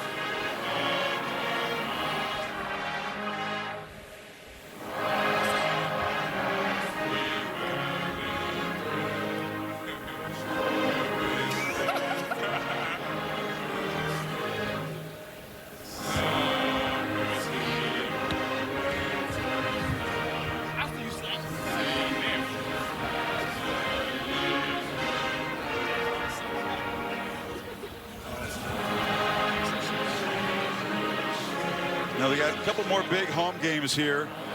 Wisconsin, they won 9 of 10 against the Badgers, and then Penn State. They've also dominated that series before the road game at Michigan. But Ohio State, very, very strong stuff, announcing themselves, confirming themselves really as a strong playoff contender. Yeah, without a doubt. They get a chance to recoup, kind of catch their breath, get healthy, and get ready for the second half, and still some huge games ahead for them. And for Michigan State, you mentioned Wisconsin. They've got to recover from this loss and get themselves ready. They could still have a great year in East Lansing. Chase Young apparently was okay. He's greeting folks after the game.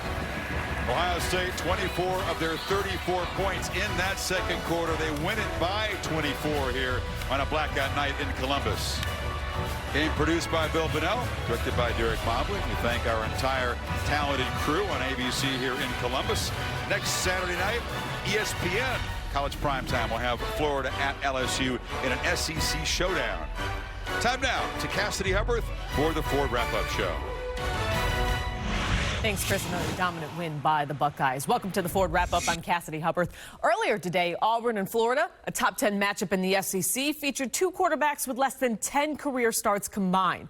Gator QB Kyle Trask, though, added to his lore in just his 3rd start since his freshman year in high school. And he came out hot in the swamp. First drive for Florida, Trask to Freddie Swain, a 64-yard score. Now, Trask injured his leg in the second, forced to leave, but he would return, and it would remain tight in the 4th quarter. Florida up 17-13, Auburn threatening. True freshman Bo Nix picked off in the end zone. One of 3 interceptions on the day, had none in his last 4 games. Gus Malzahn feeling that gut punch. And soon after, another one. LaMichael Pirine.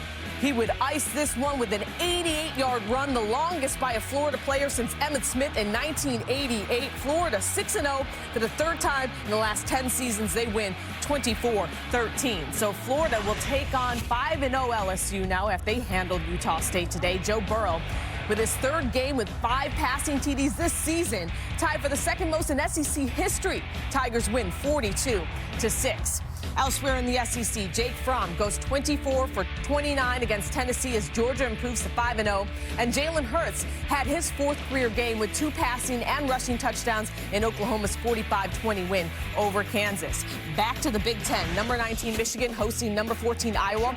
Now the Wolverines put up 10 points in the first quarter, and that'd be enough for the game as they won 10-3. Neither team scored after half. 13 points, fewest combined in a ranked Big Ten meeting since '93. Elsewhere in the Big Ten, Jonathan Taylor ties the school record with 5 touchdowns as Wisconsin shuts out Kent State 48-0. And Penn State beats Purdue 35-7 thanks to 105 yards from running back Noah Cain. Now, crazy play. Undefeated SMU hosting Tulsa. Golden Hurricanes kicking off. And the Mustangs, with the miscue on special teams, lets it bounce over their heads. Kadarian Ray on his Jets recovers the kick for the touchdown. And this game currently in overtime over on ESPNU. And over on ESPN right now, Washington is looking to win its first game at Stanford since 2007. They're up 7-3 in the first. Again, this game over on ESPN. You've been watching the Ford Wrap-Up, sponsored by the 2019 Ford Expedition Stealth Edition. See you guys next week.